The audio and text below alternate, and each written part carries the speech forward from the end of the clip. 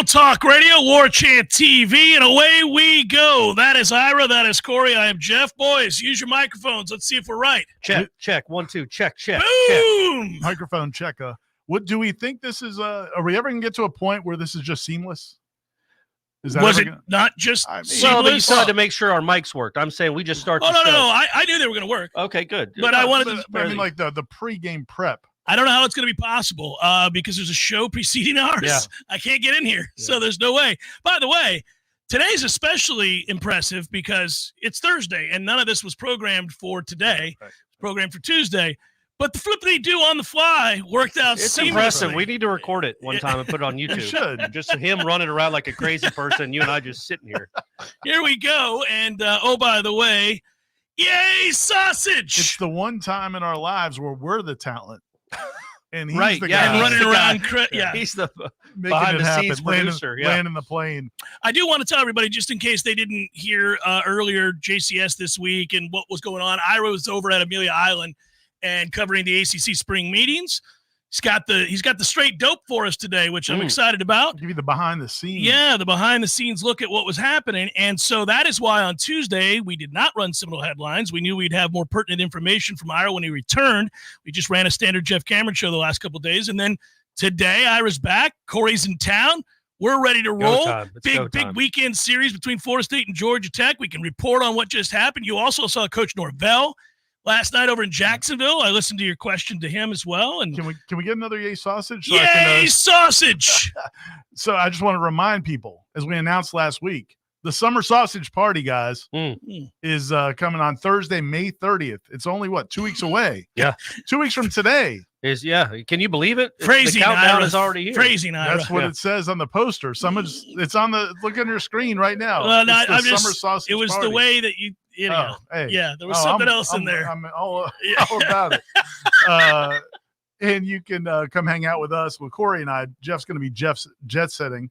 That's what we should call it. Yeah, I'll be Jeff setting to New York City. That's correct. But we'll be over there Thursday, May 30th from 5 to 8 p.m. at the Hub in Tallahassee. It's over there off of Miccosukee. Isn't that where it is? Sure, yeah. Somewhere over there. Your wedding you was got there. married I don't know the dude. roads in this town. It's a canopy road. It's got a bunch of trees overhanging it. It is. It's a cool spot, and we'll have a good time. So come hang out with us. It's near Amazon. Yeah, and if you want to just kind of get prepared, get in the spirit, go to your local grocery store if you're in this part of the country and get your registered sausage. I had a friend of the show, text me disappointed that the register section at his Publix had been ravaged. Oh, and he's like, it's like, hey, frequently man. the case, by the way. And he's like, hey, can we? And I'm like, you want me to make a delivery? I don't. Yeah. I mean, it should have its own aisle. You know how you have an aisle cereal and it should just be registered sausage has its own rows aisle. upon rows of sausage. And if you're not in this part of the country, go to registermeats.com. You can even order the cool Registers hat.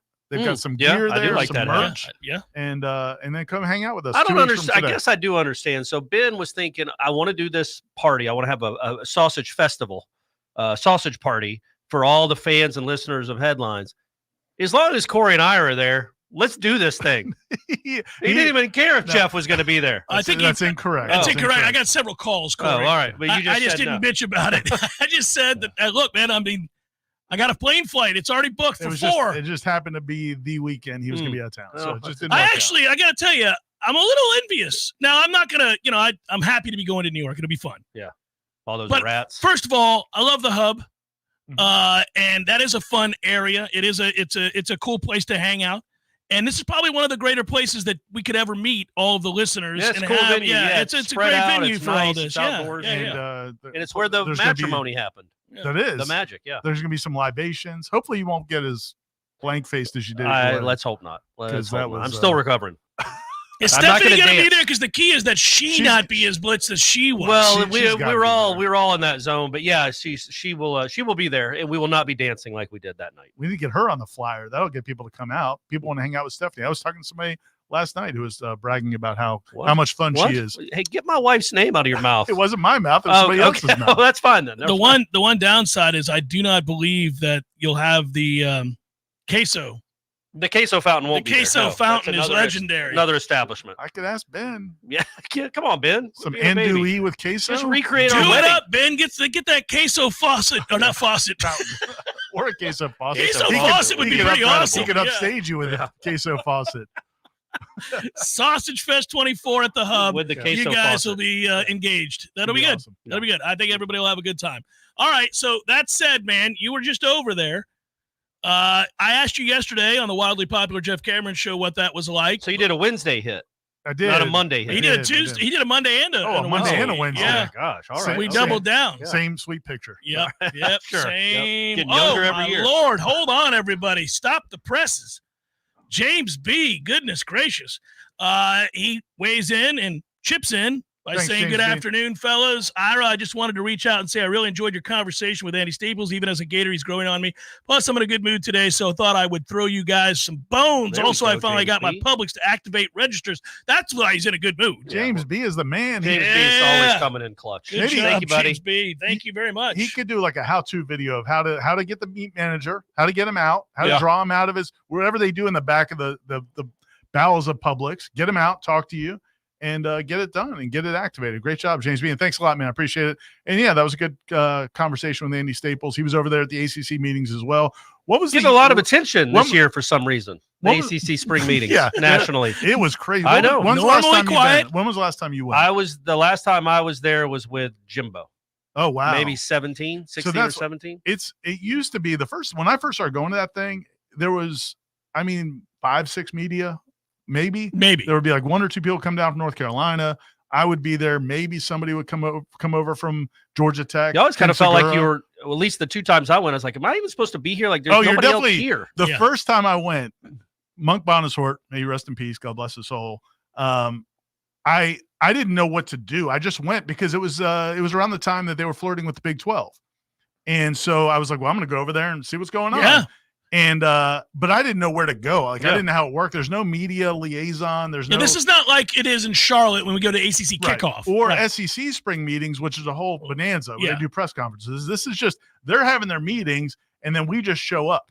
They And so- probably love that you and a few Oh. others have created this mess that they find themselves in, right? So- They have to answer for stuff in the spring as you know, well. Well, we didn't create the real mess. Oh, great. Agreed. But so the first time I went there, I got there the night before, and because they arrive like on Sunday and then they start meeting on Monday, and I got there Sunday night, and I was like, well, I'll just go over there Sunday night, and I'm like sitting in a chair in the lobby of the Ritz-Carlton, I'm sure looking like I don't belong there, Stalking Yeah. people. and Monk comes walking down the hallway, and he's like the look on his face when he saw me at the Ritz, Yeah. in a What are you million doing here, dollar- man? yeah, I mean, Didn't thankfully fit. Didn't fit. Monk was a nice guy, so he was cool, and then I figured my way around. But yeah, I mean, but now, dude, the ACC network had a set there. Sirius Radio had a set up over there. There And was that's probably all because FSU and Clemson suing the Right, league. right, There's no right. Well- because that was not the case last year, the year No, before that. no, That's all no. because of the ongoing angst within the league. Yeah, the hopes to break a huge story like North Carolina adds to the suits that are already filed, or Jim Phillips says something remotely interesting. well, and the ACC network was there, and I wonder. That's gotta be awkward for them, too. But you can make a case maybe they were there to kind of control the message because they got Jim Phillips out there earlier in the week, and they had some, he got some talking points out there because he doesn't talk to the media until the last day.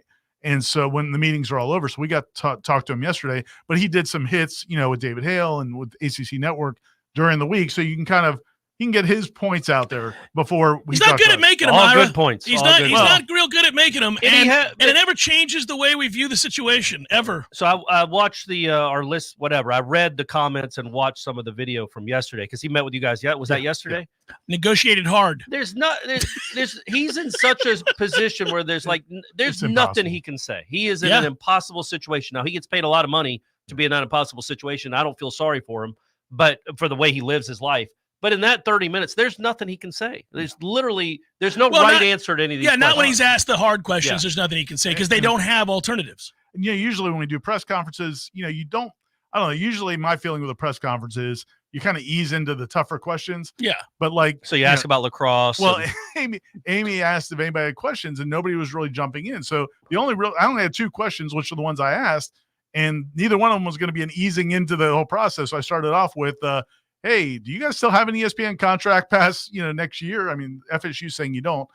And then he went through his thing about how there's a look in. It's not that they. Oh, it goes to 2036, Ira, but there is a look in. There is a look in. And then Andrew Carter followed up by saying, is there a chance they're going to change the money and the payout? And he's like, well, I don't want to say anything until anything's finalized. Yeah. Well, that's saying that there is a change. There's a resounding yes, there is. There's a reason there's a look in to begin with in the contract. Was there was a no, you would say there's a no. So it's to your point, man. Yeah, and I feel bad for the guy, for him as a person, because I don't know what he could do, but I know Florida State fans have no compassion for him or anybody in the ACC because of the snub. And that was another subplot to the whole week, was that, this was really the first time Mike Norvell and all of these people are kind of intermingling. And so that was interesting as well. Well, he didn't do himself any favors. I get it. I'm with you. There's nothing he can do now. He meaning Phillips. Phillips, yeah. That's the other problem, is that early on, he didn't see the writing on the wall. He could not read the tea leaves at all. He got played. He got abused. He got lied to and manipulated. And people don't like to see their leader as weak. And he's come across as incredibly weak. Part of it is his delivery is terrible. He also does not have a good PR team. You cannot tell people. He'd be a good Blue Skies commissioner, though. Right? Who? If it was Blue Skies, if everything was good. Yeah. I thought that was the name of a conference out west. Not the Blue Sky. The Blue Sky you haven't followed the vaunted Blue Sky? It's gorgeous out there. If again, when he was an AD at Northwestern, he was very highly regarded. Yeah. Again, he is faced with an incredible task, and he clearly is not up to it. Just hasn't been up to it, and he's got manipulated and bullied, and that's not a good look. And then, he was also very, very trusting. But he's also, I guess I would counter in that in a little bit and say, well, he's in the position, he can't bully anyone. He's got this commodity, this property that is easy to bully. You know what I mean? Like, it's not like he was operating out of a position of strength ever. I would say this, though. If you switch the two, right? If Sankey was running the ACC, I think it would have turned out. Sankey would quit. He'd quit the league. Well, he wouldn't have any better answers because you're stuck with these schools. But I would say this: Jim Phillips wouldn't be the executioner that Sankey is. Correct. Like he wouldn't have gone and got Oklahoma and Texas. Yeah, but I think it's also just a bad look. The whole alliance thing was nonsense. Sure. They were buying time to bend you over, and you didn't know it. And if you did know it, you didn't act upon it. And then you go from there. You watch the filibuster from Sankey on game day, and where's our commissioner lobbying for Florida State, who they know is about to get screwed? I mean, they were starting to become writing on the wall there. Where is Jim Phillips in all of this? Nowhere. He's peeking his head in there to testator to tell him at halftime that Florida State's a pretty good team. Yeah. Meanwhile, Assface is over here talking for 40 minutes to the nation about why Alabama should get in. Nope, I don't feel so. Well, Alabama wasn't suing the SEC either. Just saying, man. No, there's a lot of moving parts. No. If they wasn't suing at that point. Yeah, but also if you're going to have a viable league, it doesn't matter. Correct. You cannot. It was a dereliction of duty in December. Yes. Clearly, but you also understand that he wasn't going to fight hard for Florida State. I don't buy that. I don't. You really think that he was? You think Jim Phillips was upset that Florida State got left out? Oh, for sure. I mean, it makes the ACC look terrible. It rendered them obsolete in the moment. It rendered them obsolete. That's why I don't buy that. That's why the people that are what was he doing? Nothing. That's what I'm saying. That's the point I'm making. What was he doing? I thought it was personal. I thought he made it personal. No, I don't believe so. I know people believe that. People are mad at Boo Corrigan. People are mad at him. I'm mad at Boo Corrigan. You can be mad at him. Yeah, I'm not saying I'm mad at Boo Corrigan. What I'm saying is, like, people think it was intentional to screw Florida State. I just think they're naive or just not capable. Well, Jesus, they all reside in one conference? All of these incapable morons? No, the Pac-12 had a few. The Pac-12 was loaded with them. And there was Washington playing for a national title. Yeah, exactly right. So weird. I mean, it's really, really hard to. I mean, that's why I'm making the point. This is why people do not empathize with Jim. Oh no! Come on, man. I'm not trying to look for blunders. empathy. He is just in a position of no power. It's all weakness. Well, and especially some of now, that his own doing, but most of it, his predecessor. But it is funny though. The when I asked him, the other question I asked him about was the playoff payouts, and what do you? I was like, what do you tell these other coaches when they're getting so much less? We negotiated hard, and I negotiated hard, just like all the other coaches. Yeah, and I was like, you almost can envision like them walking out of the room and Sankey like pats him on the back. Jim, you negotiated hard. You did everything you could, sir. Good job, Jim. Can you imagine we're all doing the same job at any particular place, and then I've got to walk in and tell Corey, you're getting a third. Yeah. I tried. I tried hard. Corey, I understand you're frustrated. Sir, well, calm down. Should get a third out of the three of us. I'm just saying, like, if we were all making 100%, I'm getting 1/10 of what you guys get. Nothing. Yeah, They're basically like, hey, but I tried. Hey, you get the honor of being on the show. We're still going to include you in the playoffs. That's fine. Yeah, I get a chance. Yeah. The playoff thing is so ridiculous, but just his comments about that and how it's set up is just so unequal for good reason. I mean, that's what Sankey wanted. But did he address at all? I know he did a little.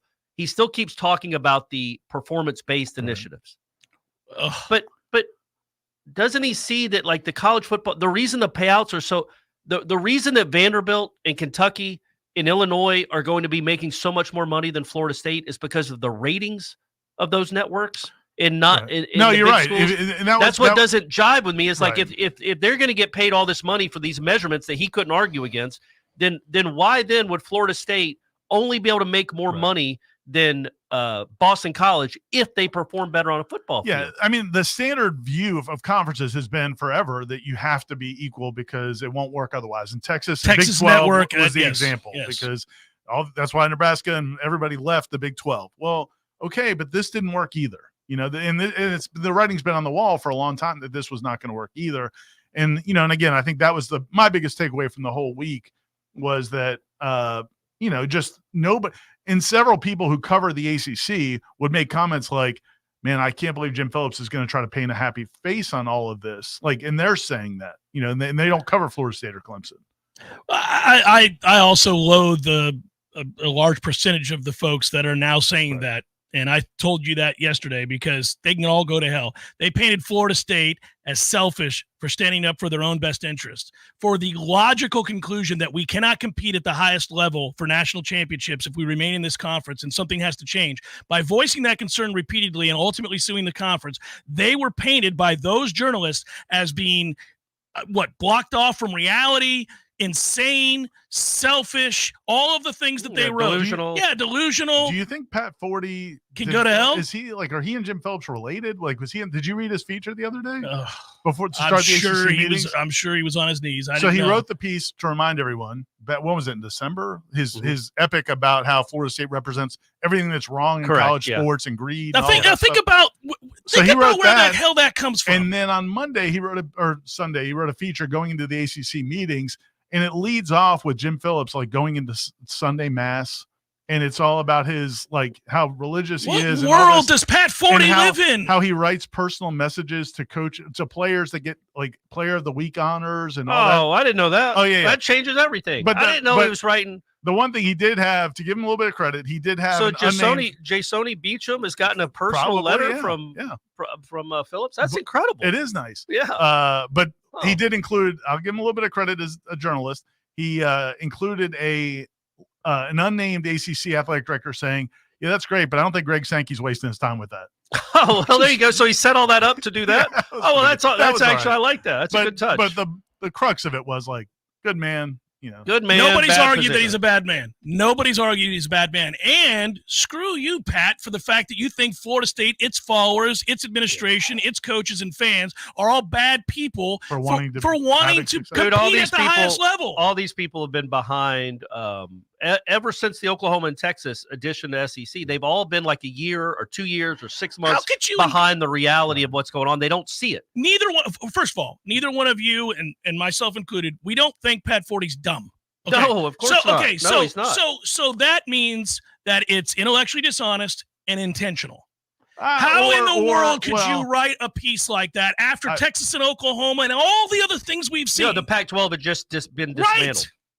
I can't speak too much on it because I didn't read it. I can make a case that it was. I can make a case that it's more of a detached from the reality of the common conferences, the common schools. Like I think if you just only deal with the power brokers at the highest level, you may not realize the challenge that a Florida State faces or some of these other schools. That's all I'm saying. And I also think it colors. It could be ignorance, not just intentional. It could be willful ignorance, but it might not be. But I also think he grew up. I don't know if he went to Louisville, but he lives there, and so I think he looks at it through the prism of Louisville. and what this means for schools like Louisville. He went to Missouri, but Am I saying it right? Is it Louisville? Louisville. So not Louisville. I'm trying to get away from Louisville. Yeah. I did all right, Louisville. You can get away with that. Just don't say Louisville. I'm trying to give don't do that. I'm trying to give Pat more credit than that. I think he knows exactly what he's doing. You're trying to give him more credit by saying he's intellectually dishonest. I'm saying that he's writing that for a reason. It seems to be of personal disdain because I can't apply it any other way. There's no way he can't look at the landscape of college football and deduce from context clues everything we're talking about. Yeah. Well, you don't have to be smart or a journalist or a doctor or anything. Look at what's going on. Yeah. No, you're right. Sorry. Hey, don't apologize to me. Apologize to Pat. No, it drives me nuts. And he's not. In fairness, no, to Pat, they were all like that. Several. They were all slow. And Florida State became a punchline because of December, the bowl fiasco, the snub, and then the lawsuit, and then but all the national folks were way behind. What Greg Sankey, how evil Greg Sankey has been. I don't evil's too strong a word. How bad he's been for the sport. How bad he's been for college athletics. And I think they're coming around, but it's too late. He's employed by the SEC. His only job is to kick ass for the SEC. Sure, but I don't have to like it either, Corey, but he's done so. But I get it. My pushback to that is Pat Forty's writing about how Florida State's what's wrong with college athletics. Correct. Greg Sankey in the SEC have destroyed college athletics. So clearly he sees that. He does now, but it's too late now. He didn't see it. He didn't see it in December. It doesn't seem like he sees it. I think they're all coming around to what we've known in these parts for a while. Going back to what my theory has always been, the people that defended that ripped FSU, and there was a lot of them. It wasn't just him. Oh yeah. I believe it was because the people that they had the sources they have at the schools are Paul Feinbaum. No, I mean, it might be like the AD at some of those schools that don't want to split with Florida State. Yeah. So it's like, so I mean, what I'm saying, like it's, if you only talk to certain people, that's the view you're going to have if you don't take the time to think. I just think if you're a national writer, you can't, you can't do that. Seminole Headlines, 93.3 Real Talk Radio, Warchant TV. It's National Care Stand Month at Brian Barnard's Flooring America. Care Stand rugs and carpet are made to last for generations. At Flooring America, discover Care Stand's newest carpet styles and colors, including their new hardwood and waterproof flooring. Feel the natural durability of New Zealand wool and the stain resistance of cashmere nylon. Hi, it's Chris Barnard. We are proud to be the area's largest Care Stand dealer for over 45 years. Come see us during National Care Stand Month and see why Brian Barnard's Flooring America is where friends send friends. Services to call away. 222-7722. AC and electric is what we do. Service, repairs, and installation too. 222-7722. Parker Services. Conferences to call away. Invest in a Peak Performance membership and you'll buy peace of mind in knowing that you're extending the life of your system and probably saving money on your power bill too. The program includes comprehensive tune-ups that keep your system running at its maximum efficiency. And Peak Performance members get many benefits, including priority service. Members jump to the front of the line when their comfort system fails. And a 15% discount on all parts. The Peak Performance membership pays for itself over and over again. Call today and have peace of mind. And now offering electrical services too. Parker Services. Conferences to call away.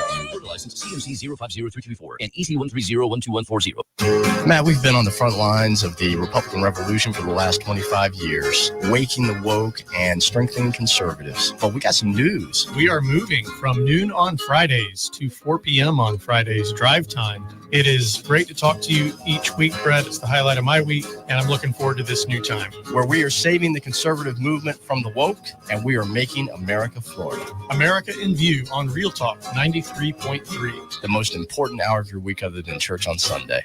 At Paul's Termite and Pest Control, we know if you have something in your home that's not supposed to be there, you want it gone now. Not in a couple of days, not tomorrow, but today. That's why we offer a same-day guarantee. If you call Paul's before 12, one of our technicians will be out before 5. We guarantee it. The health of you, your family, and your pets is why we promise to do everything possible to quickly resolve your problem. And we do so using the safest chemicals. Notice a pest problem? Call Paul's Termite and Pest Control before 12, and we're there before 5. Call Paul's. We'll get them all. We're all spending more time at home than we ever have. And our yards have become more than something we look at through the window. They are now a major part of our refuge. Now that we're outside more, wouldn't it be great if we could eliminate the things that make us want to run back inside? Pests like mosquitoes and fire ants. Paul's Pest Control can do just that, and will do it for a surprisingly low cost. Our treatments are done outside. There is never a reason to enter your home. The weather is beautiful, and now is the time to be outside.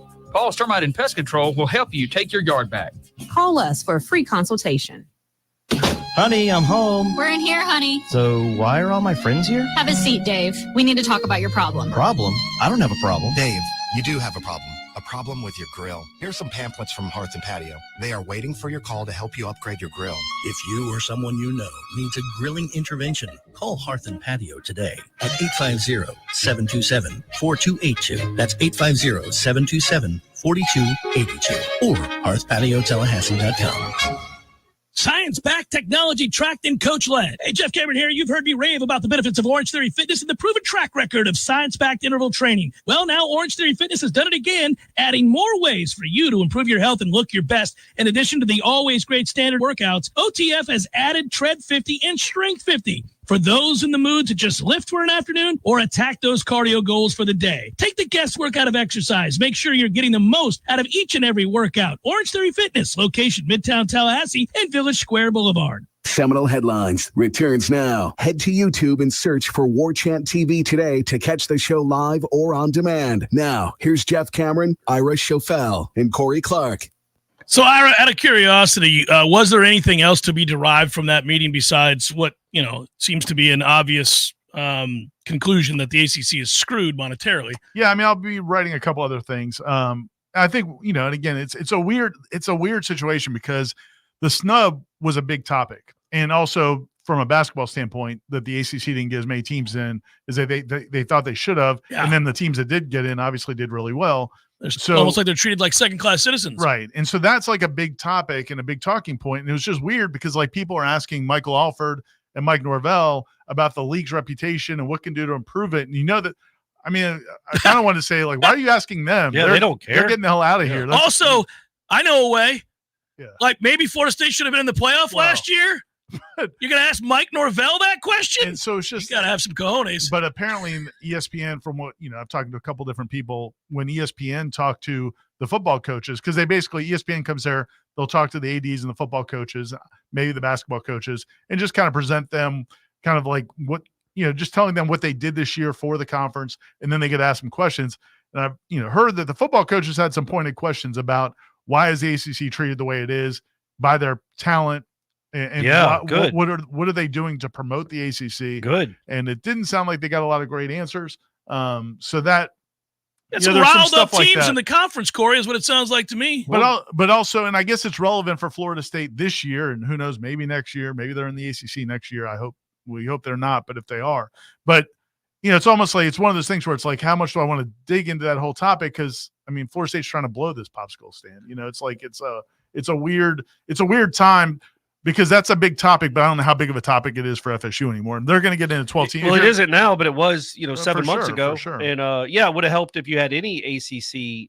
You had Desmond Howard, Big Ten, Kirk Herbstreit, Big Ten, McElroy, SEC, Sankey on there for 20 minutes, Saban on there, Reese from Alabama. And they started it, and that's what you meant. I had that conversation with somebody in the media there, and I was because they went to the whole Jordan Travis thing, and I was like, listen, man, stop that. They started before Jordan got hurt. Well, you can go back and show them video. Yeah, of that one where they're on the set and they're playing the game, and Kirk's talking about how he's like, Florida State can get left out even though they're undefeated. Also, I don't know how this is possible. Just I have some marginal knowledge of how things work behind the scenes at ESPN over the years.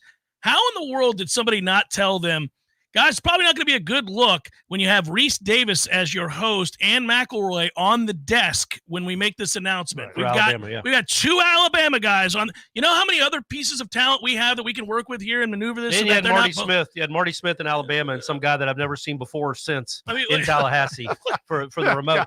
That poor guy. Well, it's funny. How many tweets did you see immediately? Like once I saw Buddy, I knew we were cooked. That's not good. He was like the dude like in Star Trek when they'd send somebody down to the land. Oh, he's dead. Check out this planet. But also, like that going back to the Jordan Travis thing, it's like if Jalen Milroe had broken his leg against Auburn, or in the third quarter against Georgia, and they still won the game, Alabama's going to the playoff. They're not going to be like. They were going to the playoff. It was you always were playing quarterback. It was always as if Jordan Travis, the way they presented it, Jordan Travis, one of the best players in the country. Florida State it's like, yeah, Jordan Travis is a good quarterback, really good college quarterback. There's other dudes around him that Florida State just got no credit for having anything else, and that's what bothered people then. And it was also just delusion. It's not true. It's just disingenuous. It wasn't Jordan Travis. They were going to find a way. They were just going to find a way not to do it. Well, but again, I loved it. Like the football coaches should be mad. Like, where is ACC is one of your properties, man, going at the ESPN, I mean.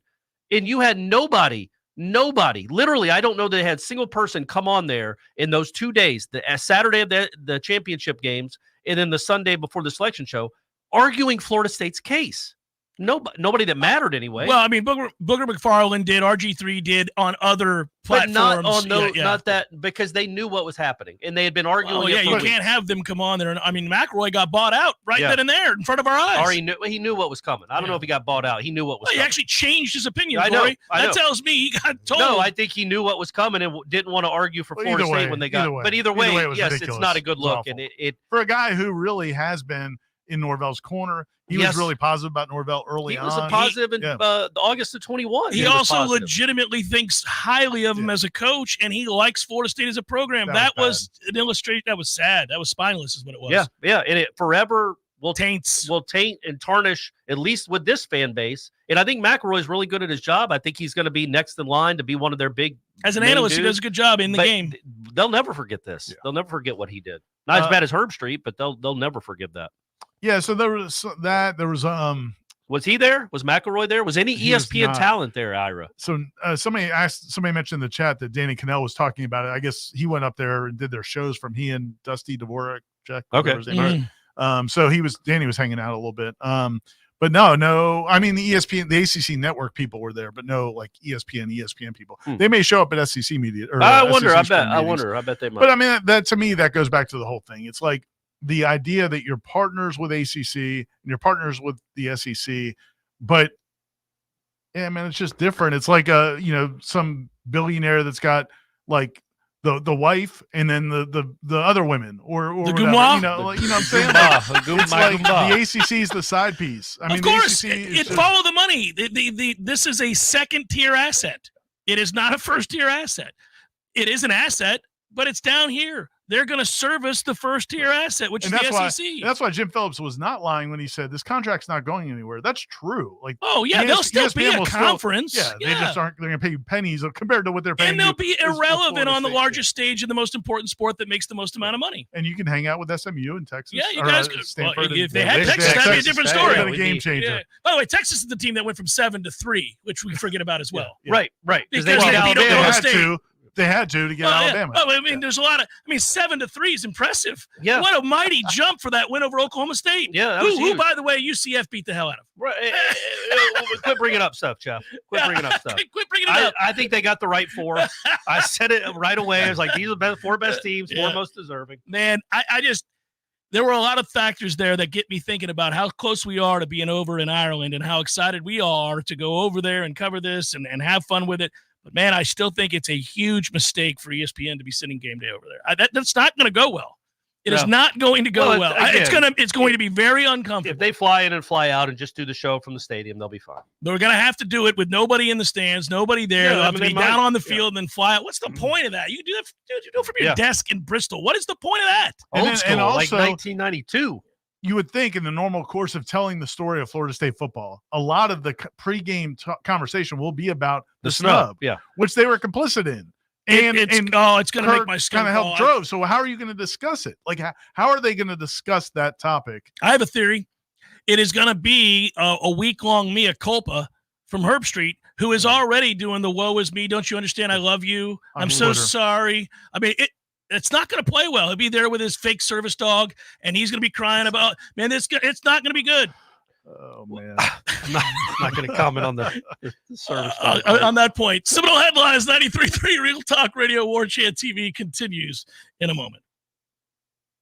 Your local news now. For those without power still and needing resources, residents are encouraged to call our community's local social services referral agency at 211 or 850-617-6333 to be connected to disaster relief resources or other recovery help. Florida A&M University withdrew its request for $15 million from the Blueprint Intergovernmental Agency. In September of 2020, FAMU received $10 million in Blueprint funds for the Bragg Stadium renovation. Those upgrades were completed in time for the 2022 homecoming game. In early 2024, Blueprint considered a new request for an additional $15 million for a third phase to renovate bathrooms, concessions, lighting, and elevators, as well as bring the stadium up to standard for accessibility. Ultimately, with a vote of 11-1, the Blueprint Intergovernmental Agency Board of Directors voted to move FAMU's request for $15 million onto the city's Office of Economic Vitality. This is Rachel Lanning with your Real Talk 93.3 Local News Update, brought to you by Macklemore Systems, Tallahassee's go-to Mac store. Check them out online at McLemoreSystems.com.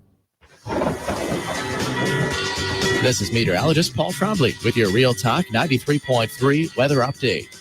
Ample sunshine expected this afternoon with daytime highs approaching 92. West winds 5 to 10 miles per hour. Lows level off around 69 tonight, mainly clear skies. Cloudy skies with a few peaks of sun tomorrow. Chance of thunderstorms. High temperatures reach up to 88. This report is brought to you by the Lawn Johns. For all your landscaping and lawn care needs, visit thelawnjohns.com.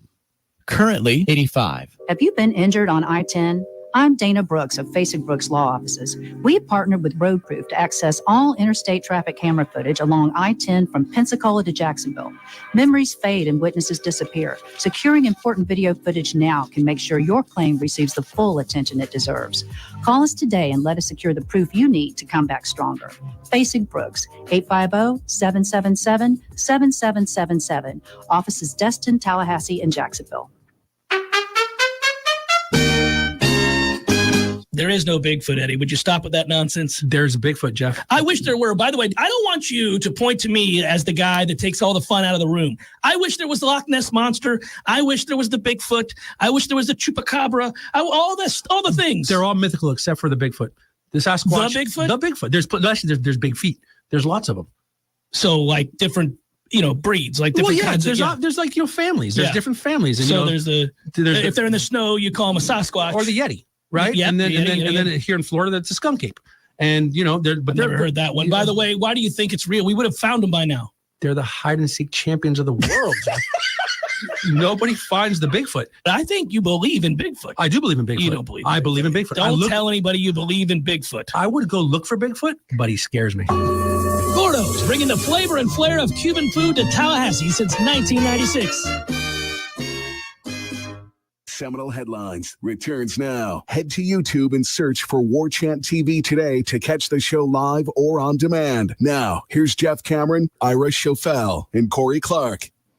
Yeah, I by the way, just put a ribbon on that last segment. I do think I agree with you, Corey. I think they're just going to fly those guys in and have them be on the field. I don't think you want to risk They're having not going fans. to Dublin on Friday night. Well, imagine the chance. Like if you have fans in attendance for game day, the chance that the signs they're going to try to make and sneak in, and maybe they still don't even appreciate it. I think they do. I know Kirk does because he looks at Twitter way too much, but I don't know that ESPN appreciates how forever. Well, I shouldn't say forever. If they're in the SEC in a year and a half, people forget. No, they'll still remember it. Yeah, but they'll begrudgingly have to. There's been no fan base that's been madder at personality or a network than Florida State is right now because they were unfairly left out of a competition they deserve to play. And it cost them millions of dollars and any number of, and it screwed those kids out of what they earned. Yeah. Yep. And broke the spirit of competition, makes the games at that point they're compromised. I mean, there's a lot of damage done by that decision. And there are rivals of Florida State that agree with what we're saying. Yeah.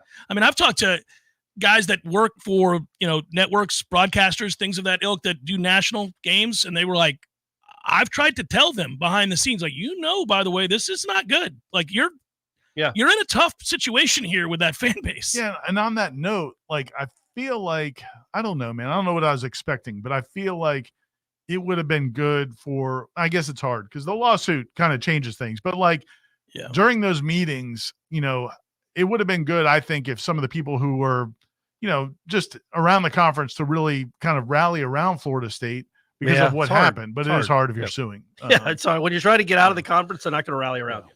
Yeah, I do. I would have thought, and this will be interesting to see if it happens, because everything is pushed up, and this is exciting for all of us who do this, right? Because Florida State is playing in the Week 0 game, is playing out there, does have to travel.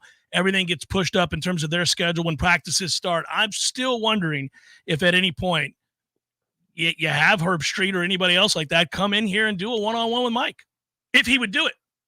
Well, I would hope Norvell wouldn't. I guess he would do it, but I would hope it'd be. Man. They all do it. Once ESPN shows he'd up, be. I would hope he'd be pointed about it. I hope it'd be a real conversation. Yeah. Oh, I think it'd have to be fair-minded, stern, pointed. I would like agree Norvell, to disagree and have this conversation. I think Norvell and I have a pretty good relationship. We're not friends, but we're friendly. Yeah, I think we all do. I think the three of us could meet with Norvell for about 30 minutes before that interview and give him some talking points. I'm not sure he needs them. Because he's gonna want to come off as magnanimous. Yeah. I really do think Mike Norvell would do that. I don't think he would push back too much. And I think if we talked to him, we would give him, look, man, this is the one time where you can look like a jerk. You want to look like a jerk because you're playing to your fan base, but you're also playing to the reality of the situation. If Kirk Herbstreit starts talking to you about the situation last year, push back at him. Well, here are the points you push back with. Yeah. Also, the reason you could is you're on the right side. Yeah, correct. Yeah. You don't look unhinged. It's not a matter of promoting Florida State. You're on the right side of the argument. Like the Chiefs kicker. He's getting all this grief, but he made all the right points.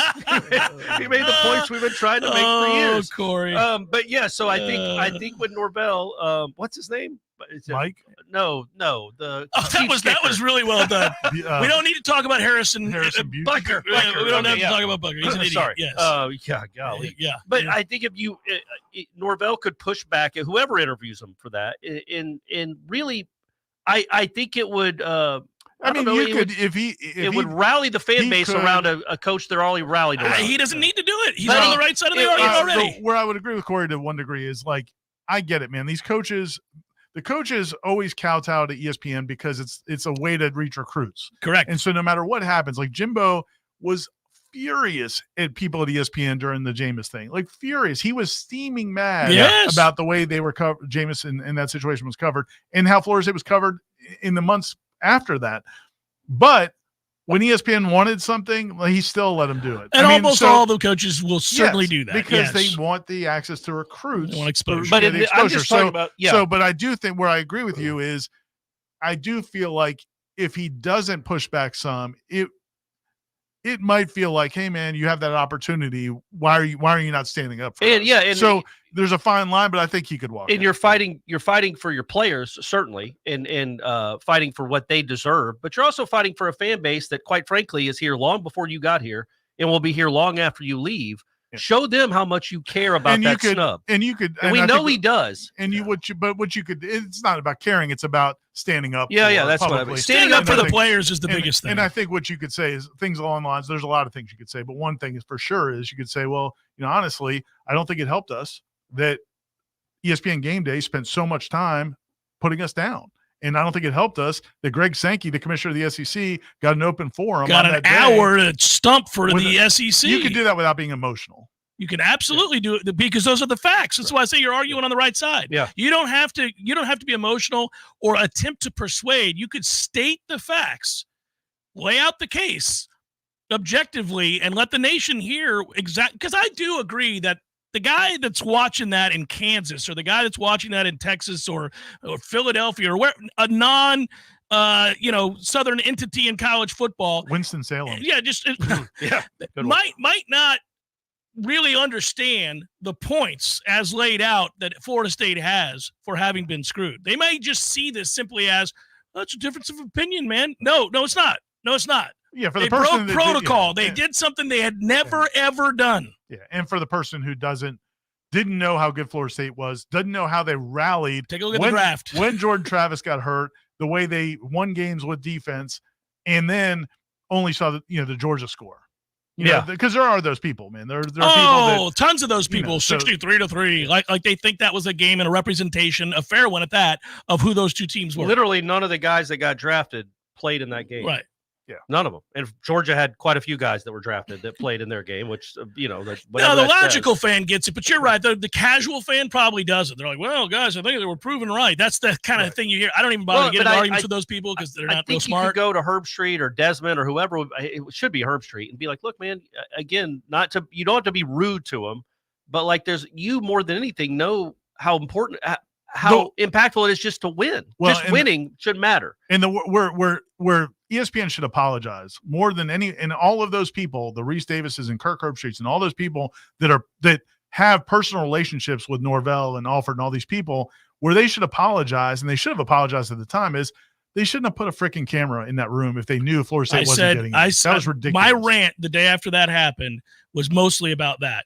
You talk about objectifying and using for your own personal gain to try to swing an emotional hammer for the audiences at home. You set that man up knowing what you were about to do. You were about to execute his hope in front of everybody, and you wanted to see his reaction, and you zoom that camera in. You're a piece. I don't even talk about this. This makes me really angry. This wasn't a mid-major trying to get into the NCAA tournament as a 11 seed or whatever. This was you know what you did. A team that had in any team in that situation has always gotten in. And undefeated conference champion in a big Power 5 conference has always gotten in. This is the one time they're not. You know they're not, and you still go to that. You know you're not. You got that side wide shot at Mike. You know how he's going to respond, and you make sure you lock in on that. And so then if you're Herbstreit and those people, like, how do you not?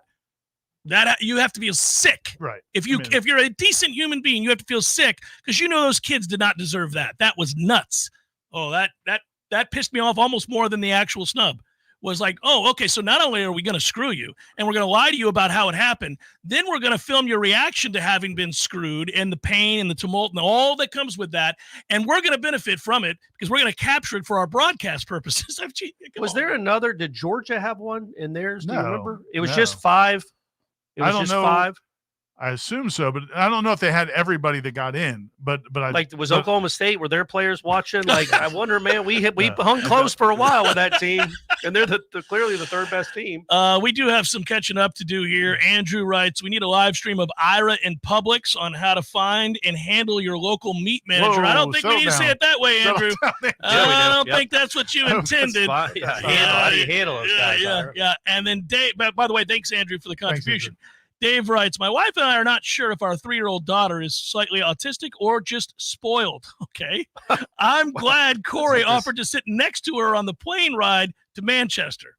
Oh, did I offer to do that? I don't remember this. Did you do that? Probably. I mean, I guess. Well, I'm going to be laying down in a bed. I was going to say, they better be coughing up for the beds. Yeah, I'm laying down in a bed next to Stephanie. Next to the Clarks. It's weird to say my wife. I said it earlier in the show. It's a weird thing to say. If she is, it's just I haven't gotten accustomed to that again. It's not what you usually call her, off the air. Hey, by the way, so I saw this, and I had some friends recently. She's in the kitchen right now as we're talking. Getting the sausage ready? Yeah. Is this now like just fairly commonplace for any flight overseas or any lengthy flight, even domestic? We could just pay for the upgrade to lay down? Is that what's going on here with all these planes? I see all these flights where people are laid out on beds. I thought it was just like international. Like a thing now? Maybe. Yeah, I thought it was just international. Sweet Jesus, flying's getting better. I've wanted to take the family to Japan. We've talked about this for some time. I'm going to recommend not paying for all 5 of you to fly, to lay down. Lay down, yeah. Those seats are it's 4. I don't have an extra kid. But secondly, dog. You're the mistress. Oh, your yeah. But I would, I don't think so either, Ira. I just, if it's an option, like flying to Australia or something like that is a long flight. Make it a lot better. That's a pretty good flight right there. You could take your drugs or whatever, Corey, and knock out and never even know you're on a plane. The difference between me and Corey is he'll pay extra to get the bed. I would pay less to like sit on a stool. For the plane. I know. If Ira's like, hey, I'll give you $25. Can I stand up? Let me sit on this stool back like I'm on a subway? I just hold the little handle. Yeah. But hey, I don't know if I'm ever going to be over there again. It might be the last flight I ever take because it's going to crash in the ocean. And if it crashes in the ocean, I want to be laying down. Lots of other people are flying for this trip. You don't need to put into their brains this idea. It has been a long, long time since a flight leaving the United States has crashed. So we're overdue, is all I'm saying. My man. If a plane crashed the day before You'd be like, I it's a tragedy for those people. Let's go. Here I wouldn't we need go. drugs. We're I'd be like, good. there's no way it's The happening. 2 percentage days in a row. chances are very slim. Corey hasn't taken a statistics class in a while. Right. He doesn't understand that that's not true. Yeah, sure. You flip a coin, 10 tails in a row, you know the next one's heads. It has to be, right, Has to Corey? be. That's how it works. 6 times it's turned up tails. This has to be heads. Here we go. Unfortunately, that's how he bets. Yeah, well, that's 100% Actually, true. the way he bets is hilarious. He bets on a favorite of minus 750 and minus 800 Sometimes every I time. bet against the Braves, and if they win, I double my bet because they're not going to win every game. So I keep until I break even. So it's fun. It's fun to be able to gamble. Well, my point is that everything – I was getting back to this before, and then I got sidetracked by being angry again at ESPN. Everything gets pushed up for us, and I think is today the day that we're at 100 days, or is it 99? I think it was yesterday. Oh, no, it was yesterday baby, or today. here we go. So the game? Yeah. Wow, Yeah. to the start of college football. Wow, all right. Yeah. Okay. It might be today. It might be today. Normally, we celebrate it on the air. Anytime you get below triple digits, here we go. Now we go. Yeah, I know by the Corey doesn't way- celebrate till week 2 of the season starts, but I celebrate the countdown. Corey's like, it's not real. It's not real. Until it's game week. It's a bunch of bad games. Until I see a really good game, Correct. I'm not counting Correct. it. Yeah. By the way, I heard you and Tom talking about this the other day, and I don't know if Tom's still part of the He might be. producing crew or Yeah. not, but you were 100% right, and he was 100% wrong. That's often the case. He was saying that like the way he was saying like what sounds closer. Oh yeah, what sounds closer? 4 weeks or 5 weeks or whatever. And he was saying no, it was it was dead wrong. Whatever he was saying was dead wrong. Sorry, Tom. Whatever it was, Well, you're not even saying what he said. Okay, so it was this. Okay, I do this thing because of the countdown over the years. Like once we get down below 100 days or right around 100 days, I start getting excited because now Right. you can see the light at the There's end a of the little tunnel. It's- horizon, yeah. the sun's All right. peeking So over. then what I said was like, all right, are you better off saying something like we're 11 weeks from the start of college football? Are you better off saying or 3 months? Right. Are you better off saying the days, like 77 100? days Yeah, or like yeah. You see what I'm 90 saying? yeah. Yeah. So we were going through that, and he chose the wrong one. Whatever he chose was you were correct. I don't remember what he chose, but I remember going, no. You got and because he was saying that he didn't think Jeff, and I thought Jeff's way was, but now I can't remember which one. I it was. mean, I think golly, I think it was the fewer thing. It was like I think Tom was pointing to the smaller measurements, like days. So like 75 days is better than saying 10 weeks. I'm like, man, 10 Oh weeks is yeah, pretty no, fun. I like the 10 Right? weeks better. You like 10 weeks better? Yeah. I mean, 99 days. Is that what we're at now? I think we're at 99 I think days. it's 100. It's 100. So I'd rather say 14 weeks. That's what the conversation they were having. Yeah, I'd rather say You'd rather say 14 14 weeks than 100 days? Yeah.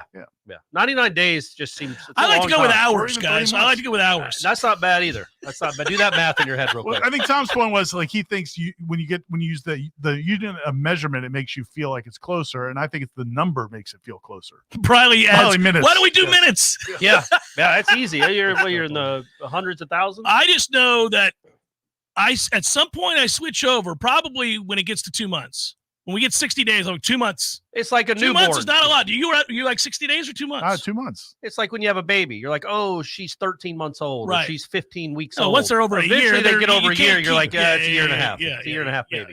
Something football prospects now do. A lot of these recruiting on 3 and these other sites. Class of 27. Well, not that, but the measurements.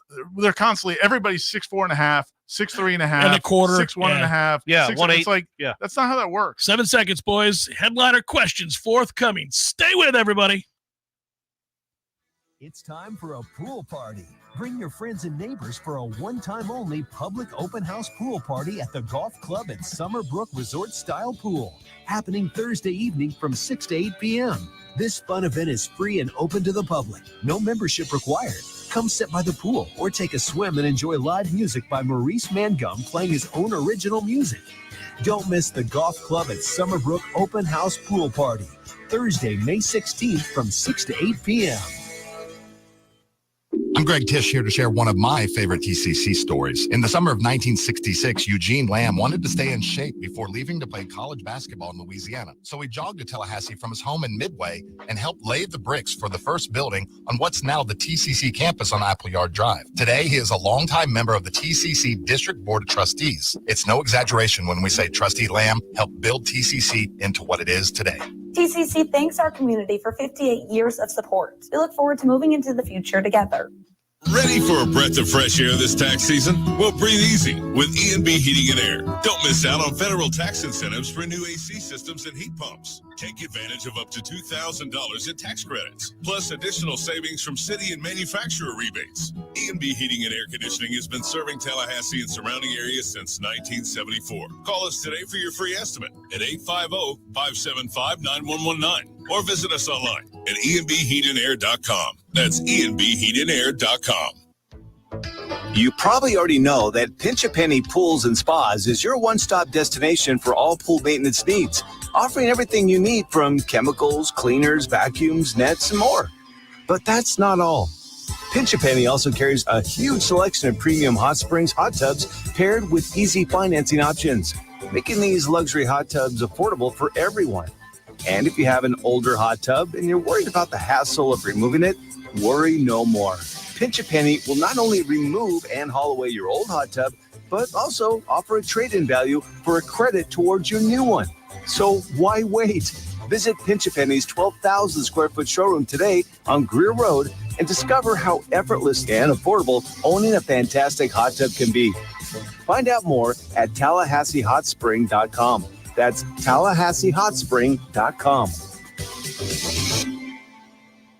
There's fun to be had every night at the Corner Pocket. Take home prizes on Trivia Tuesdays and Beer Bingo Thursdays. And kickstart your weekend with Martini Fridays. Plus happy hour runs every weekday and game day specials every time the Noles take the field. Watch all the best games at the Corner Pocket's Vegas Wall, featuring 560 inches of flat screen TV heaven. Oh, really? The best food, the best drinks, and the best place to watch all the games. Tallahassee loves the Corner Pocket. Coming up next, more of the Jeff Cameron Show. Live and local on Real Talk 93.3. WVFT, Greta, Tallahassee. The latest betting odds and line movements from Vegas. This is your action update. Now here are your latest lines from our guys in the desert. NFL schedule released yesterday. The season will open up with a Thursday night matchup as the defending Super Bowl champion Kansas City Chiefs host the Baltimore Ravens as a 3-point favorite with a total of 47.5. The Jacksonville Jaguars will play on the road in Week 1 on September the 8th. As a 3.5-point underdog at the Dolphins, 49.5 the total. The home opener is September the 15th. Jacksonville laying 1 against the Browns, total 45. Jaguars over-under win total for the upcoming season, 8.5 flat. Scotty Scheffler plus 450 to win the PGA Championship that tees off today at Valhalla. Free betting splits available at vsin.com/splits. For more sports betting news and information, go to vsin.com. Mike Son at Real Talk 93.3. Memorial Day deals are here at Lowe's. Right now, save big on Scott's Naturescapes mulch. Get 5 bags for just $10. And there's more. Get up to 40% off. Plus, save an extra $50 on every $500 you spend on select major appliances. These deals are selling fast, so start shopping now. Lowe's knows summer savings. Valid through 5/29. Mulch excludes Alaska and Hawaii. Appliance savings vary based on purchase. See Lowe's.com for details. Selection varies by location. While supplies last. You give and you give. It's time to get with Straight Talk Wireless. You get a reliable 5G network and unlimited data and a Samsung Galaxy A14 included with the activation of a Silver Unlimited plan. Yeah! So you can give your janky phone to your kid. Yeah! Switch to Straight Talk. Find us at Walmart and StraightTalk.com. For network management practices, visit StraightTalk.com. Requires in-store activation. Device offer ends 6/9/24. Taxes and fees apply. This is Patty Wilson. Oh, I'm sorry. We're ready. He's recording. Why are you always saying your last name? It's Patty and Scott. Everybody knows Patty and Scott. I don't know. This is Patty Wilson. I am Patty Wilson. What is the idea behind said promo? It's for Patty's Playhouse. We're on Patty's Playhouse Saturdays at 11. Tune in. That's stupid. Just tune in. Saturdays at 11. Patty Wilson, Patty's Playhouse. House talk with a happy ending. Each and every time. This is Shannon Young with Fairway Independent Mortgage Corporation.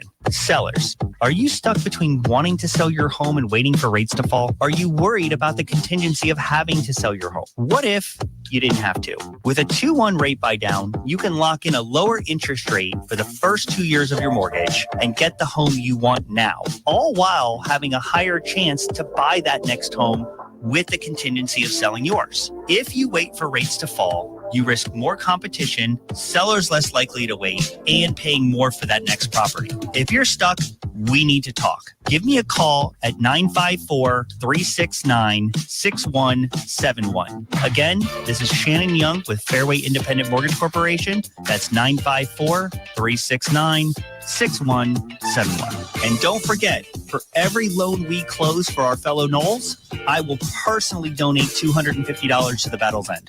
Equal housing rent. NMLS number 373031. Science-backed, technology-tracked, and coach-led. Hey, Jeff Cameron here. You've heard me rave about the benefits of Orange Theory Fitness and the proven track record of science-backed interval training. Well, now Orange Theory Fitness has done it again, adding more ways for you to improve your health and look your best. In addition to the always great standard workouts, OTF has added Tread 50 and Strength 50. For those in the mood to just lift for an afternoon or attack those cardio goals for the day. Take the guesswork out of exercise. Make sure you're getting the most out of each and every workout. Orange Theory Fitness, location Midtown Tallahassee and Village Square Boulevard. It's time for Seminole Headlines, featuring Warchant.com's Jeff Cameron, managing editor Ira Schofel, and senior writer Corey Clark. Your weekly dose of all things FSU, pistols, and pies starts right now. Here's Jeff Cameron. Hour number 2, Seminole Headlines, 93.3, Real Talk Radio, Warchant TV. It is headliner question time. We'll get to it momentarily. First up, though, we have to say thanks to Dr. Birch Orthodontics. Best in the business, always. Just continue to kick ass. That's what they do at Birch Orthodontics. I do think I'll be seeing Dr. Birch in about a week or so. Will you ask her, is she coming to the sausage party? I need to reach out and find out, because she's come to a couple of our events in the past, and she's always awesome. She's a hit. Like, she's the celebrity. People want to hang out with Dr. Birch. You got to find her, though, because she's 3 feet tall, so sometimes she gets lost amongst the trees. Yeah, there you go. That'd be great. She's perfectly 4 feet fine tall. stature. She's not 3 feet tall. She knows she's short. It's okay. BirchOrthodontics.com is the website, and we can't recommend them highly enough. All of our kids gone there. A lot of our friends' kids have gone there. Get the braces, the Invisalign. They have all the latest technique. Great staff, friendly people, payment plans, everything you could ask for. Don't go anywhere else. I mean, that's true. There's no reason to. Yeah. Don't half step. Go to Birch Orthodontics. I laughed at this question and I liked it. Nathaniel Hornblower is a great one over the years. This one happened to be on Facebook. One of the few questions we got on Facebook, Corey, I think. Late notice there. Yeah, weighed in late. Yeah. But this is a good one. Did Ira take and fill gallon Ziploc bags with that luscious, salty hand soap on his way out of the Amelia Island? Yeah. What would have happened if they saw me like smuggling? Nothing. What are they going to do? Could Tackle you get arrested for that? No. Put it in your bag. How would they even know? How would they ever know? Hey, besides, you're not me. I'm the only guy that gets stopped for putting lotions or anything in their bag, like I did in Ireland. These guys are stealing from the country. So, I mean, just stockpiling source business. Yeah, unbelievable. When we were leaving Dublin, I don't know why he went to one terminal or one. Well, we know they had the 4 security people. That one was the more open one. I went there, and I had honey in my bag. I had so much stuff. I had lotions for Kim and he stole money from the government. It was unreal. I had switchblade, all kinds of stuff, and it was a pain. They went through the security scanner and checked everything individually. We all had teal and whiskey, if you recall. Yes, the whiskey. Yeah, the whiskey. But I get everything. I was allowed to bring everything on board onto the plane. He got everything taken away. So get this, not everything. I'll give the guy credit, a little bit of credit. So he opens my bag and he's like, "Oh, I'm so sorry. I have to take this honey." We'd gone to this gigantic garden. Right. It's the second largest garden in the world. Kim's still eating the honey. So I got this honey from the bees from that garden. That's a nice thing for my wife, right? It's a nice little gift for my wife. So he says, I got to confiscate this. He's like, or one of these 2 bags. And I was like, what other bag? And he goes, well, the whiskey. He goes, I really should take both, but I don't want to do that to you. He's like, so I can take one of the 2. And he goes, and if I were you, I'd keep the whiskey. I think you got a guy running a scam. I think my man is stealing from people and then selling it on the side. What sense would it make to be like, you're not supposed to have either, but I'll let you have one or the other, you choose. It's like it's either all illegal or it's all illegal. What he did was he tried to posit that it was the weight. Oh, it's complete nonsense. It's not. Aslan must have stole 57 gallons of lotions and the like. You know what a pretty boy Aslan is. He had all kinds of stuff. Know, especially the Irish Spring. What are we doing? You should have started an international incident. You know why I am? Do that. Yeah, I'm Jeff Cameron in the States. I was invited here by one of your airlines. Your dignitaries brought me over. Yeah. No, but I posed in the winner's circle for a photo yesterday. Yes. At the racetrack. At Leopardstown. Yes, I was there. we were there. Ira was there betting. We were all having a good time at the behest of your country. Yeah. The betting's fine. We were in the winner's circle with the owner and the trainer and the jockey. Now here you are taking my honey. Yeah. Took my honey. I'll never know how great that honey was. Ira's got some. He could probably let you have. He's probably already eaten all of it. Kim complains she's running low on the honey. We're about to go back to Ireland. So yeah, there you go. We'll go back. Anyhow, so that's what happened. So you didn't get any Himalayan rock salt? No, I didn't. Did you use it? Oh, of course. Okay. He lathered himself up. Good. Lathered himself up in the evenings. Enjoyed it. Home Run Derby and Hauser using post-tornado dimensions. Seminole Headlines crew versus James Tibbs. Who wins? What? So all three of our totals combined. Oh, him. Yeah, of course. Well, yeah. I thought the better question is if we could hit from second, like a best ball between second base and the pitcher's mound. Oh yeah, no, I'm going yard on everyone, especially if you're just. He has to hit from home. Yeah, we all get 10 pitches. I'm gonna. I don't. We both play a little baseball. I'm going yard. So are you? No, I know. We're gonna go yard. You play some baseball, right? Yeah, we're going yard. We're all gonna go yard. Probably combined because we're gonna hit some ground balls and some pop. Oh, I'm not saying we're hitting 150 home runs. So if we do old rules where you get 10 pitches, right? 10 outs. So we each get 10 outs. Anything that's not a home run's an out. Yes, I think you and I and all of us. Let's say we all get 3 each. Oh, we're hitting more than 3 home runs. You think so? From where you're talking about standing? Not second base, between the pitcher's mound and second buddy, base. We're going yard. Yeah, we're going yard a lot. We're going yard a lot. It's all fields. We're going scoreboard. We're going what are you going to get you some of this? I guess the 10th's not up anymore. You want some of this Tibbs? So Tibbs would have to hit probably 12 to 15, I think. Easily. Yeah. If we did it from home plate, we're the kind of a-holes that are pimping them from second base. I do feel like it might be a little emasculating. Hey, by the way, real quick, there was a couple other people that had donations. I think Ben said in the last hour. No, I got to both those. Ben said Ben's wrong. I saw the text too, and I went to those two. Dave in Bardstown, Andrew, and James have all been asked, sir. Oh, okay, my bad. Yeah, guys, stop trying to run the show. I saw Ben. You guys stop trying to run the show. I don't have a computer. I saw the text too. I've been driving this thing for years, guys. I got us. Don't worry about it. We're good to go. The better question is, could Tibbs, if we all had to hit from home plate, would Tibbs beat us right-handed? Oh, Tibbs might. So I went. Tibbs would probably beat us swinging one-handed, whichever. Yeah, I went and watched the Braves take BP like a month ago at one of the games I went to, and Michael Harris starts every round. He's a left-handed hitter. He starts every round hitting 2 right-handed, and he hit 2 off the wall right-handed. He's a left-handed hitter. Pretty good. I mean, it's like pretty good hitters there in the big leagues. Yeah, I know. So, but just the hand-eye and the your guy Adley's getting in the mix walk-off for your. What did I tell you? He's getting in the mix. When I walk away with that huge dollar amount for having the faith to bet Adley Rushman for MVP of the American League, you're gonna wish you'd have jumped on board. It's your team. I'm over here promoting your guys. Okay, so we're admitting we're going to lose to James Tibbs. Yes, we wouldn't hit one. Okay. Did Ira – oh, no, I already got that. How much of an advantage does having Norvell able to talk into the quarterback helmet give us over, say, Miami, who has to hear Cristobal talking to the quarterbacks? That's from Jason, which is really good. That would be awesome if it was Mario. Yeah. I'm guessing it's going to be their offensive coordinator, Shannon Dawson. I don't think it's going to be Mario. But if it had to be Mario, that would be. Is it just one coach that can do it? I guess, right? One on offense. But could you can you say, hey, for this series, I want to do it? I don't know. Maybe. Yeah, it's got to be rules, so. right? Yeah. But I wonder if you. No, I think as long as it's one player in that position. I would think you'd have to declare before the game. This is my guy that talks on every play. This is the coach that talks on every play.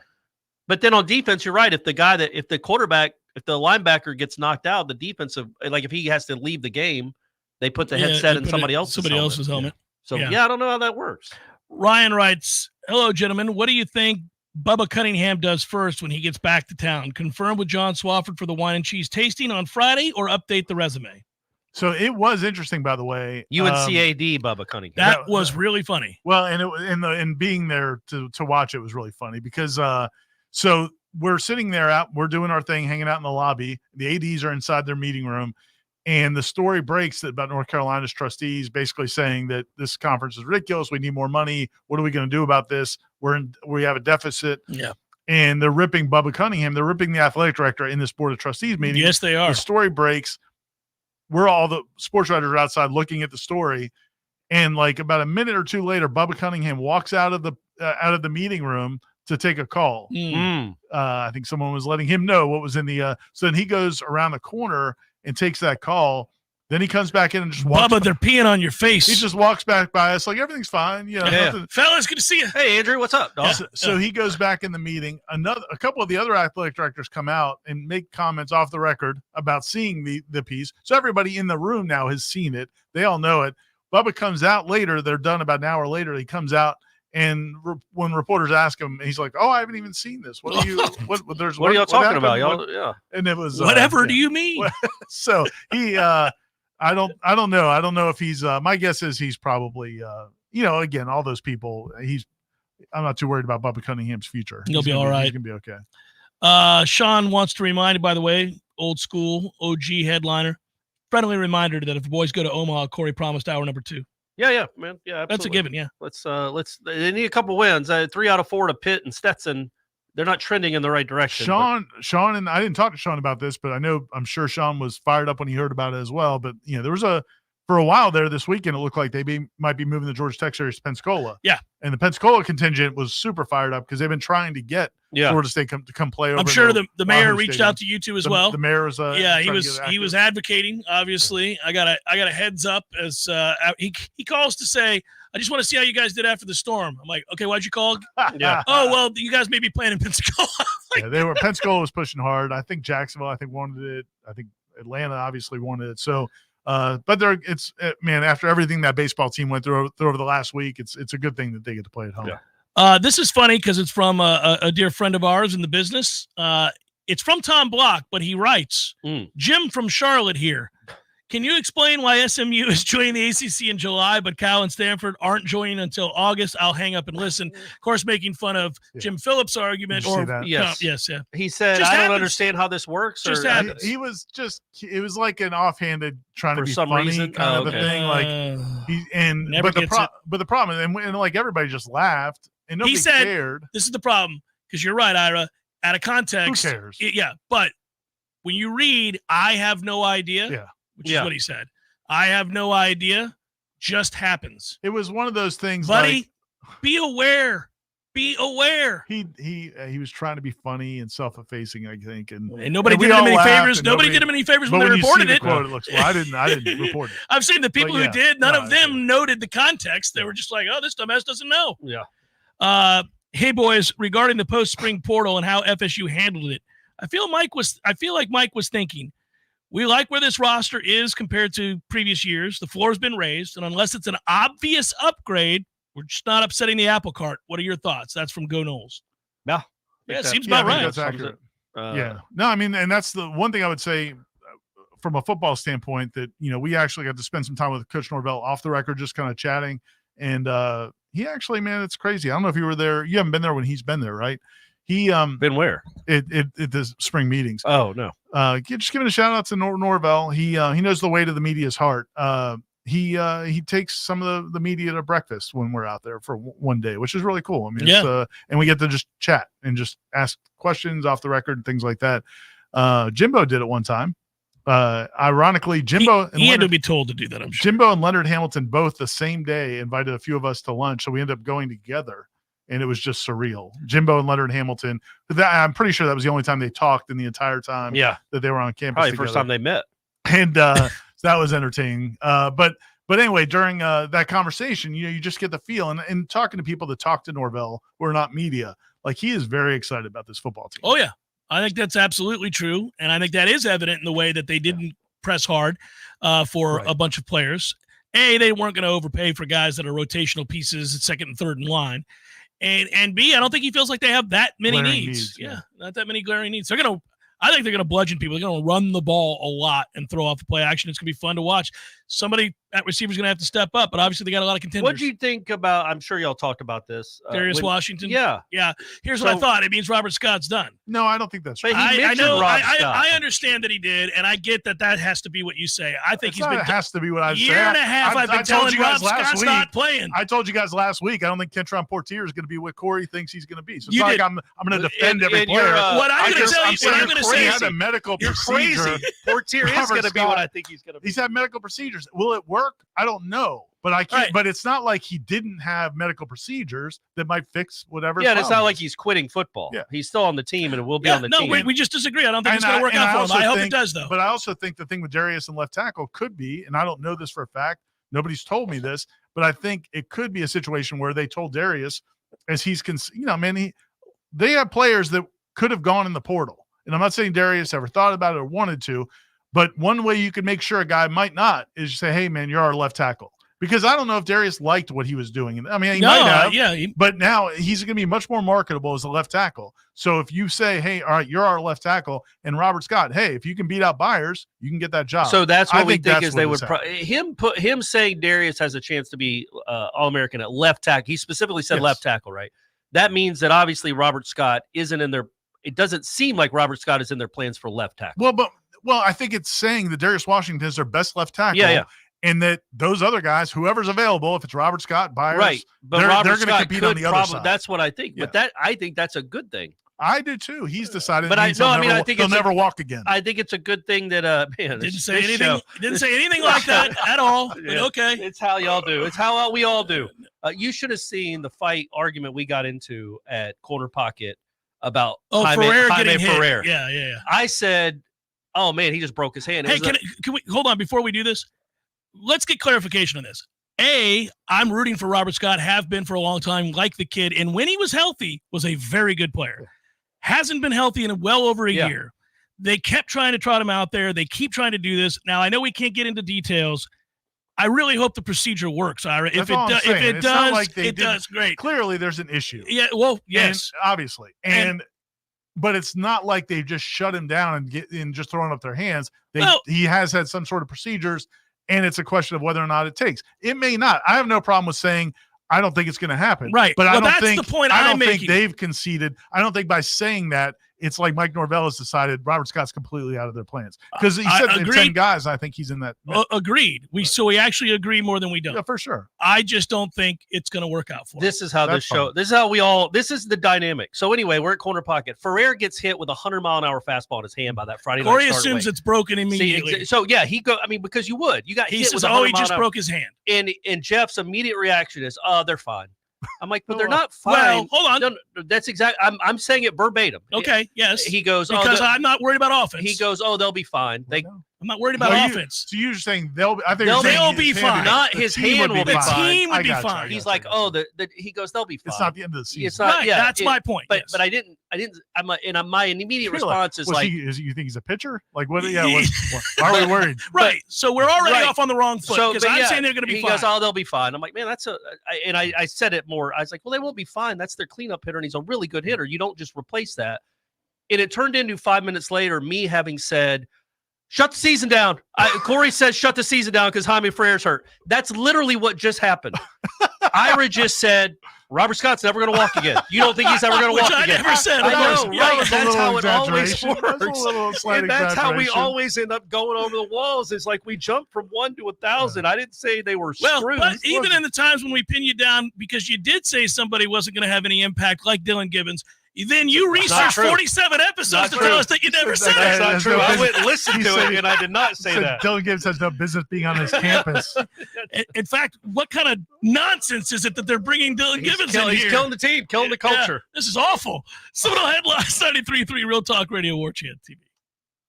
Been injured on Interstate 10? I'm Jimmy Fasig of Fasig Brooks Law Offices. We've partnered with Roadproof to access all interstate traffic cameras along I-10 from Pensacola to Jacksonville.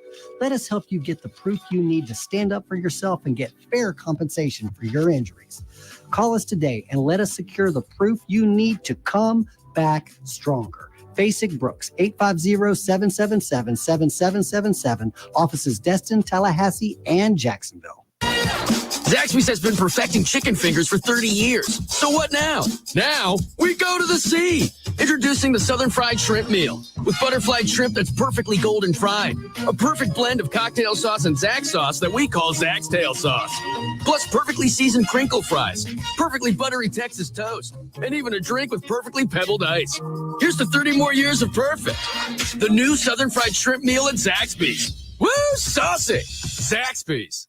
It's National Care Stand Month at Brian Barnard's Flooring America. Care Stand rugs and carpet are made to last for generations. At Flooring America, discover Care Stand's newest carpet styles and colors, including their new hardwood and waterproof flooring. Feel the natural durability of New Zealand wool and the stain resistance of cashmere nylon. Hi, it's Chris Barnard. We are proud to be the area's largest Care Stand dealer for over 45 years. Come see us during National Care Stand Month and see why Brian Barnard's Flooring America is where friends send friends. Barry knows cool. He's keeping you comfortable. Barry knows cool. You can put him to the test. Your heating and air conditioning system doesn't check with you before it takes a break. That's why we're always ready to help. Any day, anytime, anywhere. And with our annual service agreement, there are no overtime charges. Ever. At Verno Heating and Air, we will always be there for you. Barry knows heating and air conditioning. License CAC 1816186. Widden Glass has been taking care of business since 1945.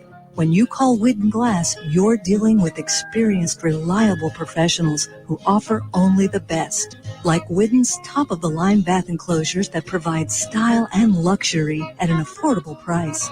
Eye-catching storefronts are a specialty at Widden Glass. We'll help you design it and install it. Widden Glass, the first name in glass replacement. Call 222-5781.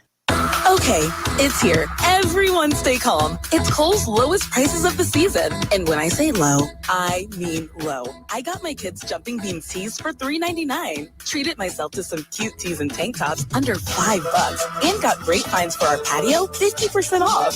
Plus, I earned Kohl's cash on all of it. Sounds too good to be true? Well, I guess you'll have to go to Kohl's and find out for yourself. Select styles. Offers in May 15th. Some exclusions apply. See store or Kohl's.com for details. Ask Sherwin-Williams and get 30% off Duration and Super Deck products May 17th through the 20th. That means 30% off our most popular color family, blue. Psychologists have found it to be soothing and relaxing, which makes it especially great for bedrooms and bathrooms. And of course, get 30% off all of our other colors. Shop the sale online or visit your neighborhood Sherwin-Williams store. Retail sales only. Some exclusions apply. See store for details. Science-backed, technology-tracked, and coach-led. Hey, Jeff Cameron here. You've heard me rave about the benefits of Orange Theory Fitness and the proven track record of science-backed interval training. Well, now Orange Theory Fitness has done it again, adding more ways for you to improve your health and look your best. In addition to the always great standard workouts, OTF has added Tread 50 and Strength 50. For those in the mood to just lift for an afternoon or attack those cardio goals for the day. Take the guesswork out of exercise. Make sure you're getting the most out of each and every workout. Orange Theory Fitness, location Midtown Tallahassee and Village Square Boulevard. Seminole Headlines returns now. Head to YouTube and search for Warchant TV today to catch the show live or on demand. Now, here's Jeff Cameron, Ira Schofel, and Corey Clark. Series of really good questions coming up, boys. Put your thinking caps on, all right? Facebook time. Let's do it. No. Riley said, I know the questions don't typically come in from the chat, but does it seem like Norvell is more bullish on this team than y'all are? He seems more bullish than media comments coming out of spring, in my opinion. Thanks, Riley. That's interesting, actually. It's a fair thing to say. I do think Norvell seems very bullish on this team. It's a good team. We all think it's a good team. But do you think he thinks it's a better team than we think it is? I think he does. I think he does, too. I think he does. I think that's fair to say. Yeah. And what I would say about that. He's an idiot, and we're smarter than him, and that's been proven time and time again. And if he was just listening to the show, he would know. Exactly. He'd know how to hit Arm Street. Yeah. But no, I think I guess my thing with this team is I'm not bullish about this team. I just think there are some question marks, and I think there are enough question marks. And there's more question marks than last year. I was talking to somebody about it over there at Amelia Island because we have a lot of time sitting in the hallway. Downtime. Yeah, that I think the ceiling of this team could be as higher or even higher than last year if everything works out. I think the floor could be floor is definitely lower than last year's floor. Like I never thought last year could be an 8-win team. Right. We all thought worst case scenario 10-2. Yeah. Worst case. Right. So that's where that's how I see this team. Now, as the head coach, like I don't know if he even worries about the floor, because I think he's very just optimistic. He's optimistic by nature, but then he believes in his guys, so that makes sense. I think that you aptly described it there. I think the floor is lower for this team. If nothing goes right, if receivers don't take a step up, if they don't find somebody to better fill that right tackle spot and play more consistently, if DJ struggles with consistency, something that's he's done in his career, I guess they could go 9-3, 8-4. The schedule's tough. The schedule's tough, and there's some guys that are going to be in huge roles that have never really done it before. Marvin Jones Jr. has never been a guy who played 60 snaps. Yeah, I'm not saying it won't be great. It could be great. I thought he looked incredible. He did look good in the spring. Darrell Jackson has not played a full season of football in 2 years. I mean, there's just a lot of and then the receiver situation. So to me, there are questions. DJ, how is he going to operate? One thing, and again, not to speak into existence, but like, how's DJ going to handle it if things don't start off well at against Georgia Tech in Dublin? That we have to see that. I mean, he's got to handle it. I mean, he's obviously super experienced, but you could see a scenario where he starts to feel pressure because there's a different pressure playing for Florida State coming off an undefeated season than Oregon State. Yeah, exactly. Absolutely. We got to ask the question about what we think would have happened if Florida State had joined the SEC in 1991, instead of the ACC. And this has always been a fun discussion. I think a lot of Florida State fans have had this discussion. We've all had this as college football fans. I think we've had this discussion. And if you go back and look at that era, people tend to, I think, apply a level of greatness to the SEC that didn't exist for much of that time. And now, I'll grant you, early in the 90s, the Auburn team was not eligible to compete in the postseason that went undefeated. But also early in the 90s, there was that great undefeated Alabama team. Yep. Other than that, if you go through the 90s, and I happen to pull it up just to double check on 95 and 96 and 97, you do have Florida who played great and often went 12-1, 11-2, that type of thing. And yes, but we were already playing Florida. Tennessee the 1 or 2 years. Yeah. Well, they had Manning, so they were always pretty good. They were always pretty They won the good. championship the 1 year. Tennessee, if you go back through, and Georgia, same thing. There's a couple of 10-2s in there. Yeah, but Georgia for the 90s was their lost decade. They were mostly mediocre. What I would say though, LSU was mediocre the entire decade. I agree. I agree with all of that. They were a 9-3 team a couple of times in that decade. The only thing I would say though is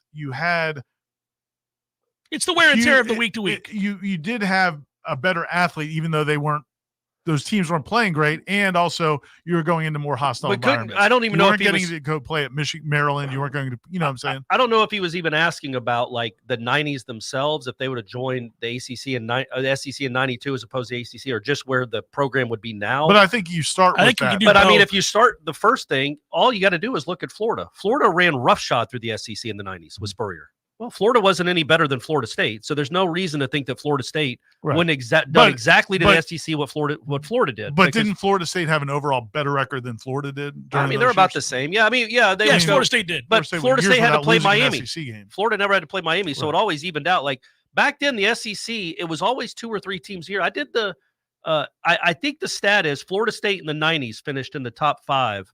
Every year. I got you. The SEC as a conference. Well, it is, Corey, because they went 14 consecutive years in the top 4. No, but I'm saying the SEC as a conference had 9 top 5 finishes in the 90s. Yeah. Florida State had 10 by itself. Now, you could say they didn't play, but the SEC wasn't full of great programs. Well, and this is what I've always brought up, because the younger fan base thinks that the SEC has always been great. And there's a whole lot of 8-4. Alabama was bad. Oh, Alabama was straight up bad. There's a lot, Alabama, Georgia, LSU weren't anywhere close to their full potential in the 90s. Florida State, I think, would have run roughshod, just like Florida did, been in the SEC championship game most years, and been a contender for the national championship game most years. If you want to add a few losses to the ledger, you can do both. You can do both. You can say Florida State might have lost a game or 2 more than they did per season. I mean, how many straight ACC games did Florida State win? Oh, they won a lot. 30 or something? It was a ton. That's not happening. Yeah, whatever. Yeah. Even the 90s SEC. Come on, buddy. I'm just saying. Virginia has I just want to be honest. But the other thing I would say is, you're right. The other thing I would say, though, is if you take the next step to it, though, I don't know. I mean, I think Florida State would be. I don't know that they would have been any more prepared to win in the 2000 or 2010 than they would have been if they had gone there. You know, I mean, Florida State was always going to invest in football. Oh, they threw their hat in the ring long ago. Even if they weren't, they've always operated. All you got to do like is look an at the SEC stadium team. and how much they kept investing into what they were playing big boy football. Yeah, the bigger concern is in the future if you're not in one of those conferences. Oh, well, now you're screwed. Yeah. And hence the reason the lawsuit is taking because place. there wasn't, I don't know that Florida, I don't know how much more money Florida made in 1997 than Florida State did, but it was peanuts. It was barely, it was negligible. If at all, yeah. By the way, it is fun to do that, to go down memory lane and start looking at those odd years where like a Kentucky went 8-4, and you're like, I forgot about that. You're like, you should. You're supposed to. Are you like, is that when fat ass Jared Lorenzen was quarterback? Or you go through all the, it's kind of odd where you do all these the things. Pillsbury Throw Boy is maybe the best nickname. It is an all-time college football player. You're mad you didn't think of it. Oh, 100% I am, because I would have just done something stupid with his name. Yeah, but that is really, really good. The leap in Lorenzen. Justin writes, you have to, the three of us have to complete an Ironman. That's a triathlon, boys. That's not a marathon. That's a triathlon. Yeah, we got it. As a trio before a team consisting of Aslan, Michael Langston, and Tom Lane can finish. Which team wins and who is swimming, cycling, and running? Aslan's in great shape. Langston is not. Tom's in pretty good shape. Ira, you would have to be our cyclist, right? Isn't that the easiest thing to do? I'll run any of it. You have to. No. Listen to the rules. I'm not getting. I'll get one of those electric bikes. I think some of those. Somebody has to swim 2.4 miles. That's got to be you. I can run fast now. Let's play those three in any sport. Like you feel good about it. You feel good about it. Racquetball, me too. I agree with that. The triathlon. And I'm not concerned that they'd be great necessarily in the triathlon. I'm just not doing a triathlon. I feel like Jeff swimming, because it starts with swimming. Okay. Jeff swimming. I'll make up whatever time who would you even? You're gonna run 26.2 miles. No, that's triathlon isn't 26.2 miles. It's the Ironman. Oh yeah, you're right. It is 26.2 miles. I will run it faster than anybody on their team by hours. By hours? Yes, because I run all the time. But does Aslan run? He's no, in shape. he doesn't. That's why I say that. He's just he just lifts weights. So as long as you get out of the water, if I survive the swim, if you survive the swim, we're gonna make up time and be ahead by the time Ira gets on that bike. And then we're in trouble. You know what I'm doing? You're actually a good bike. You would probably cycle. I can bike, but I would. You know what I would do actually though? I'd like just beat up Langston and then just run take him off the road. Leisurely ride. By the way, just mug him. Ira, just so you know, I trust you as a cyclist. You have to cycle 112 miles. I mean, what the? It's easy, man. That's easy, man. You can do that. That's a day's work. I drove 112 miles yesterday. It was exhausting. And I was tired. So what are you talking about? So the swim, it's the dumbest thing ever. So the swim seems kind of tame compared to the other. Dude, like, it's 2.4 miles. Easy, you could do that. Or Wilmer said cheat and get a taxi, dude. That's what I'd be like. The who's the chick that's the Boston Marathon? The Boston Marathon. Yeah. That would be me. I would. I'd get a cab. I mean, we would all. Gene would have to hire a whole new staff. We'd all be dead. Everybody. Well, it would dead. also take 3 days. I think you're supposed to finish those in in 10 timely hours fashion. So. It would be a weekend. They're not sitting out there waiting on you on Tuesday when you started on Saturday. How did this went from us building Doak Campbell Stadium to going to a jungle. Now we're running an Ironman. And by the way, I know I couldn't run a marathon. I run a lot. I run like 3 miles. I don't run 26. I also participate in Orange Theory, and neither one of us are running a marathon. Destroy me. I could do it like in 6 hours maybe, or I would die. But either will, I think we'd be ahead. Kenneth writes, watching Langston's recruiting recap, he voiced some concerns about recruiting defensive ends. Do you all think it's time to let Coach JP take over special teams full-time and bring in a defensive end coach that can recruit better? I mean, then you got to lose another assistant coach. Yeah, you're going to have to lose somebody else. We've got to start framing college football in a different way. They're about to have 2 more defensive ends drafted off this team they currently have after having back-to-back first-round picks at defensive end. However, so you want it framed a different way because he didn't recruit either one of those kids. No, but he did recruit Patrick Payton. But I don't care if you recruit a defensive end. I want a second-year guy or a third-year guy that's going to make an immediate impact. If he comes from Georgia, if he comes from JUCO, listen, you can want both. Yeah, sure. You can want both, but I don't think JP needs to be moved or fired or anything else right now. It's a tough position, man. There's a lot of people who are willing to pay big money for guys like that, but they are finding ways to bring in talented defensive ends, and that's all that matters. So to your point, I agree with that like, as well. Let's say, for instance, that NIL was NIL a thing when Marvin? I guess it would have been because he was with Travis Hunter, but it was a big thing. And Marvin went to Georgia specifically because they offered him more money. Well, also Florida State was a mess at the time. Right. But let's say that's happened. So you don't get him his freshman year. Okay, he's still on the table the next year and the year after that. Like, you miss out on a high school kid that's not going to contribute at all as a freshman. I get it. You want him in your program. You do want to win some of those battles because it's not sustainable to keep having to pay for Marvin Jones Jr. I think and it the is likes. sustainable. The problem is, like, you, especially when you weren't a good program, but really in general, what are kids when kids sign? They want to know: are you going to get me to the NFL? Are we going to win? Like, am I going to be with other really good players? Are you going to develop me to get to the NFL? And then obviously now with the NIL, like, what are the opportunities there? Florida State, those first 2 or 3 years, man, like, what were they recruiting off of? This is a good point to make. And I would also point out that I think Florida State, if you look at who they're in on currently and the successes they're having in the high school recruiting for this upcoming class, I think they're going to finish, with their best high school class yet. They're definitely in the mix with, and it seems it stands to reason, to your point. Look at how they're now winning. This is it's a carryover effect. They're just going to keep on, if you keep on winning, eventually you can overcome some of your weaknesses. There's not a perfect coaching staff.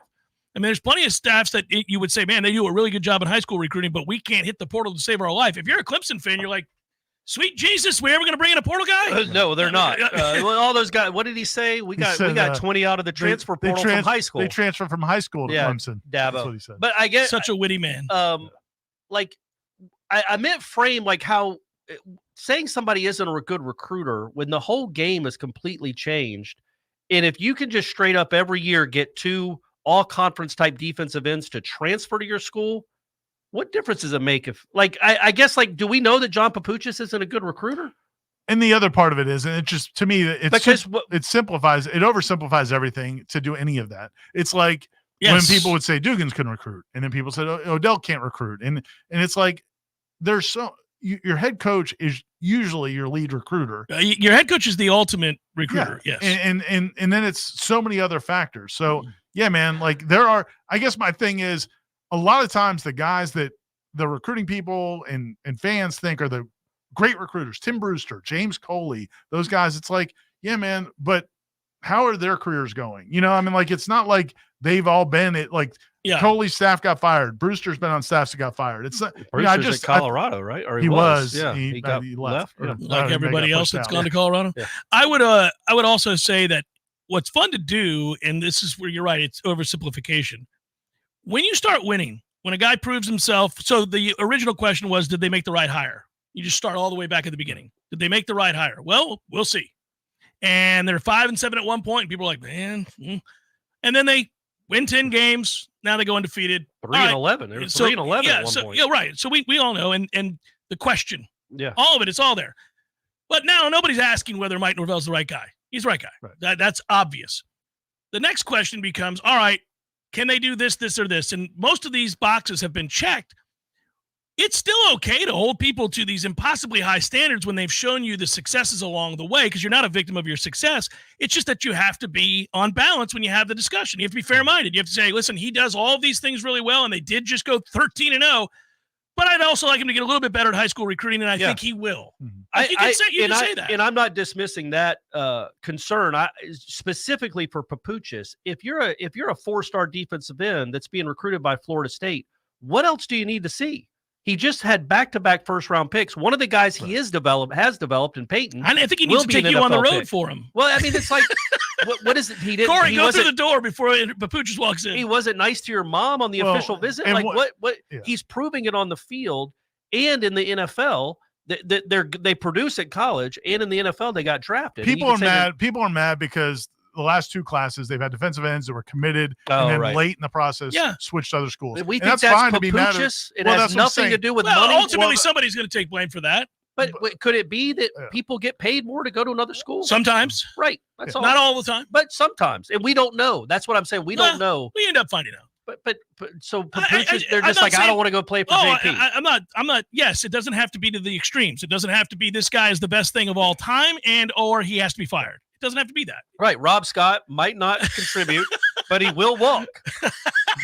I get it. I know how this show works. Seminole Headlines, 93.3 Real Talk Radio. Warchant TV continues in a moment. Your local news now.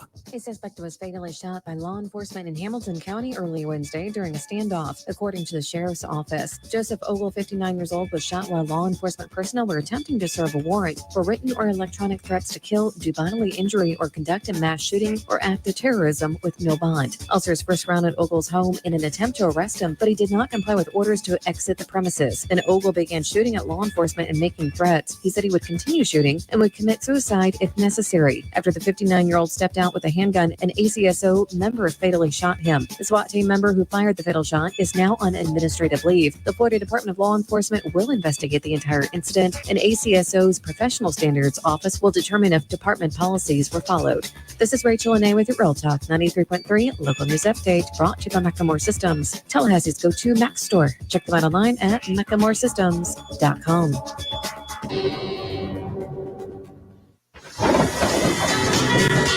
This is meteorologist Paul Trombley with your Real Talk 93.3 weather update.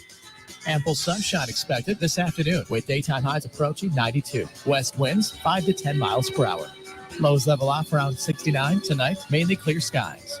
Cloudy skies with a few peaks of sun tomorrow. Chance of thunderstorms. High temperatures reach up to 88. This report is brought to you by The Lawn Johns. For all your landscaping and lawn care needs, visit thelawnjohns.com. Right now, 86. I'm Greg Tisch, here to share one of my favorite TCC stories. In the summer of 1966, Eugene Lamb wanted to stay in shape before leaving to play college basketball in Louisiana. So he jogged to Tallahassee from his home in Midway and helped lay the bricks for the first building on what's now the TCC campus on Appleyard Drive. Today, he is a longtime member of the TCC District Board of Trustees. It's no exaggeration when we say Trustee Lamb helped build TCC into what it is today. TCC thanks our community for 58 years of support. We look forward to moving into the future together. There he is. Haven't seen this guy since, what was it? Oh, shoot. U2 at the Sphere in Las Vegas, baby. Hey, how about that, man? Wasn't that fun? Good show. Good show. Everything about it. Nearly perfect. Nearly perfect. I had everything I could possibly want. I wanted one thing, couldn't find it, and I looked everywhere. No Cubans. What do you mean? There was Cubans. There was Cubans. No, I didn't see any Cubans. Dude, no. I'm sure there was Cubans there. I mean, you know. No, I walked around. There was a moment right before the show. I thought, got to find some Cubans. Nothing. Dude, there's Cubans. There was Cubans. I'm sure there was Cubans. In Las Vegas? In Las Vegas. No Cubans in Vegas. There's Cubans in Vegas, man. Eddie, there were no Cubans. Chef. The sandwich. There were no Cuban sandwiches. You're Cuban. Of course I know there were Cubans there. Oh, the sandwich. Yeah, no, there probably wasn't many there in Vegas. No Cubans. No, not yet. Gordo's, bringing the flavor and flair of Cuban food to Tallahassee since 1996. Seminole Headlines returns now. Head to YouTube and search for Warchant TV today to catch the show live or on demand. Now, here's Jeff Cameron, Ira Schofel, and Corey Clark. All right, next question. What happens first? Jim Phillips is no longer the ACC commissioner, or FSU plays for a national title? That's from Bob. Corey, answer quick. I think Florida State. Lee writes, guys, if FSU is successful in running the ball this year, do you see them returning to huddling and grinding the clock as part of the bludgeoning strategy? No. You know, I want y'all to watch the next time the Nuggets have a lead in the fourth quarter of a game, like a 12 or 10 point I watched lead. the whole game the other night. Watch Jokic is unbelievable, by the way. He's unbelievable. Well, it's when you I don't want to bring race into it. When you watch the Picasso. Is he the best white player that's ever lived? That's ever lived? Because I think he's better than even Bird was at his prime. They're different games. Game's so different. He orchestrates. Holy cow, it's ridiculous. But the ability to slow tempo to play it the way he wants not to. That. That's amazing. Watch when they're up 12 and the Timberwolves make a bucket to cut it to 10. He will intentionally kick the ball because the clock's still running. Yeah, and then he's walking around to get it. He'll kick the ball out of bounds. He'll walk over to get it. He'll wait till the referee starts doing this, and then he'll wait to the fourth. Roll it into the point guard, who then lets it roll. I mean, they are literally burning 15 seconds. They're burning 35 or 40 seconds on every possession. I've never seen anybody else do it. It's just incredible. He solves for the future. It's very well done. I don't think I've ever, other than Steph and obviously Michael back in the day, Steph Curry. I thought you were saying your wife. I don't like watching Stephanie play basketball. You but should. Steph Curry, She's got on the a other nice hand, shot. I do like watching. But Steph Curry, Michael Jordan, and Jokic. Those are my 3 all-time favorites to watch. Miss Webb writes, was disappointed to see ESPN's move on from RG3. I thought his broadcasts were quirky and interesting. He's been a big supporter of the Noles. What's your all's opinion on why this happened? Anything to do with his support for FSU? No, I don't think it has anything to do with his support for FSU. He's definitely quirky. Did she say quirky? Yeah, that's a good word for him. He is quirky. I love him. But like what's funny is how much of that is shtick. Like some of the stuff he does is shtick because the interview he did with Keon was like a normal interview and he was good. I don't know, did they totally get rid of him or is he just not on Monday Night Football? Because I think he's still going to be part of the.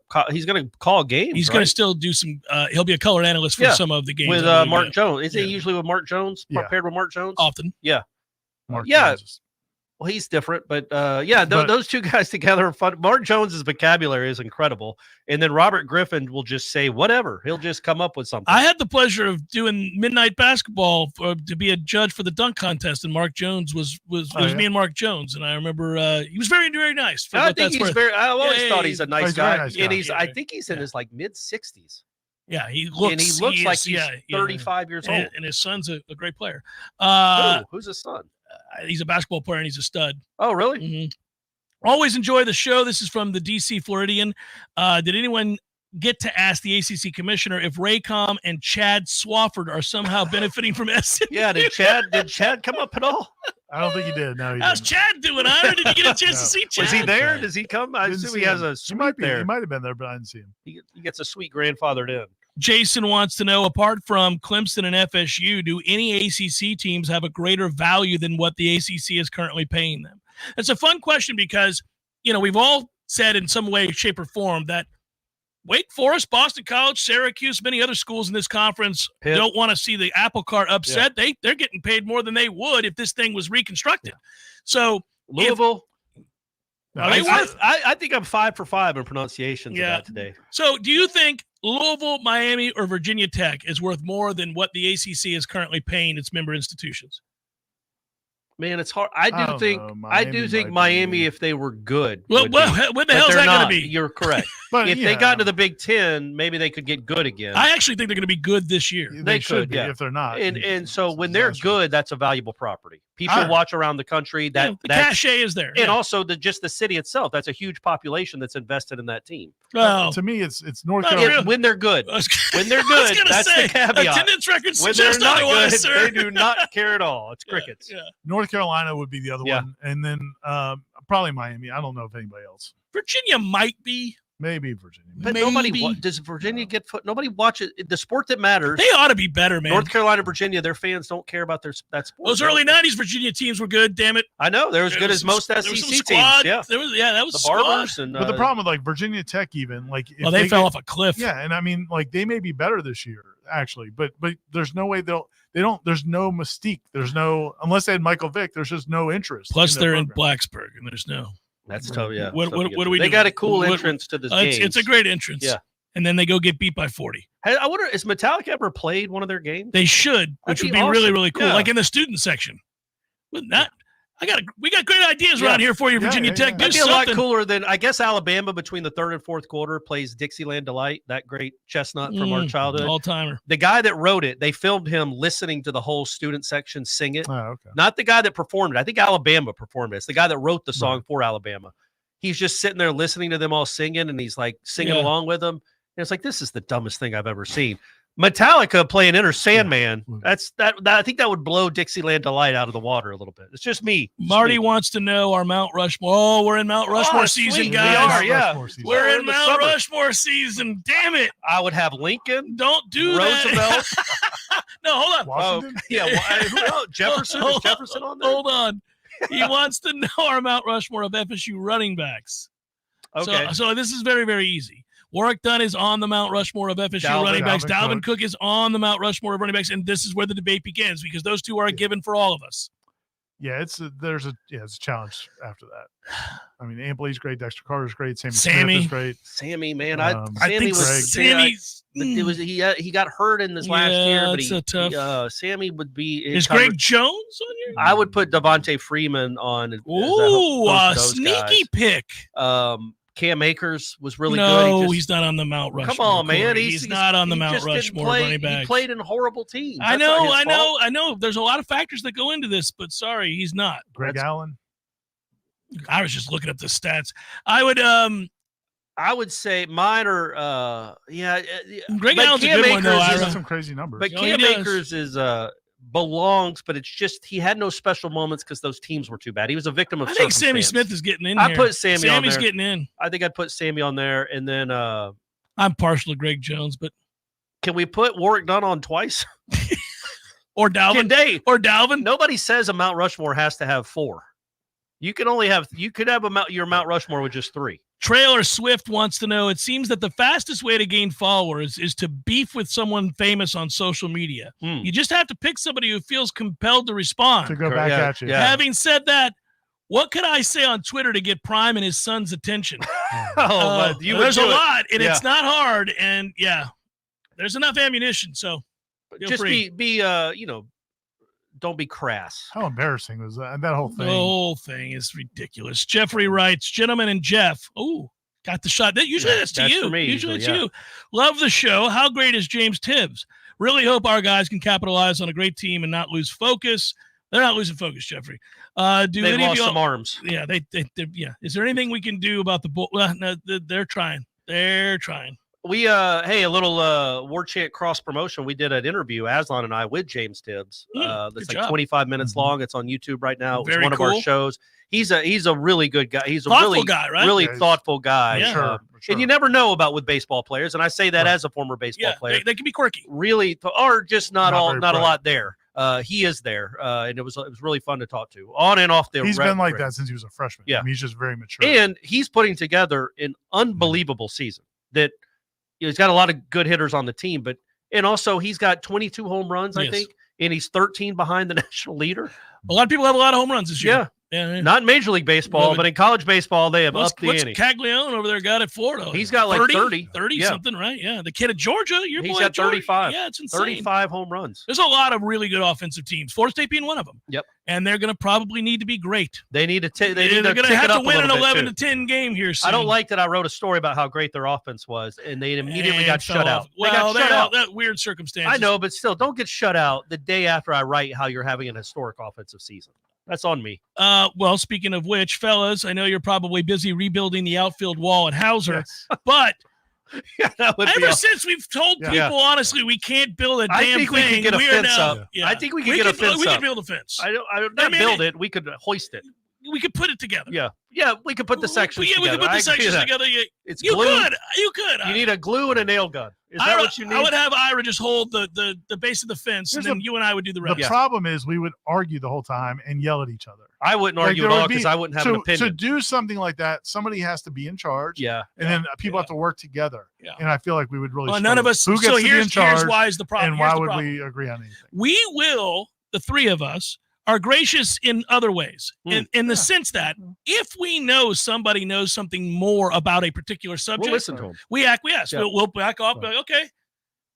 Corey knows more about this subject. He read this book, or Jeff knows that album, or whatever it might be. Right? If we know if we know that you don't, I know you don't know what you're talking about. Right. And you know I don't know what I'm talking about. Then it's on. Then it's just like, why would I listen to you? Yeah. Oh, that's within seconds, the phrase, "Why would I listen to your dumbass?" is going to come out of one of our mouths immediately. All of these challenges, I think, if we had somebody like a foreman.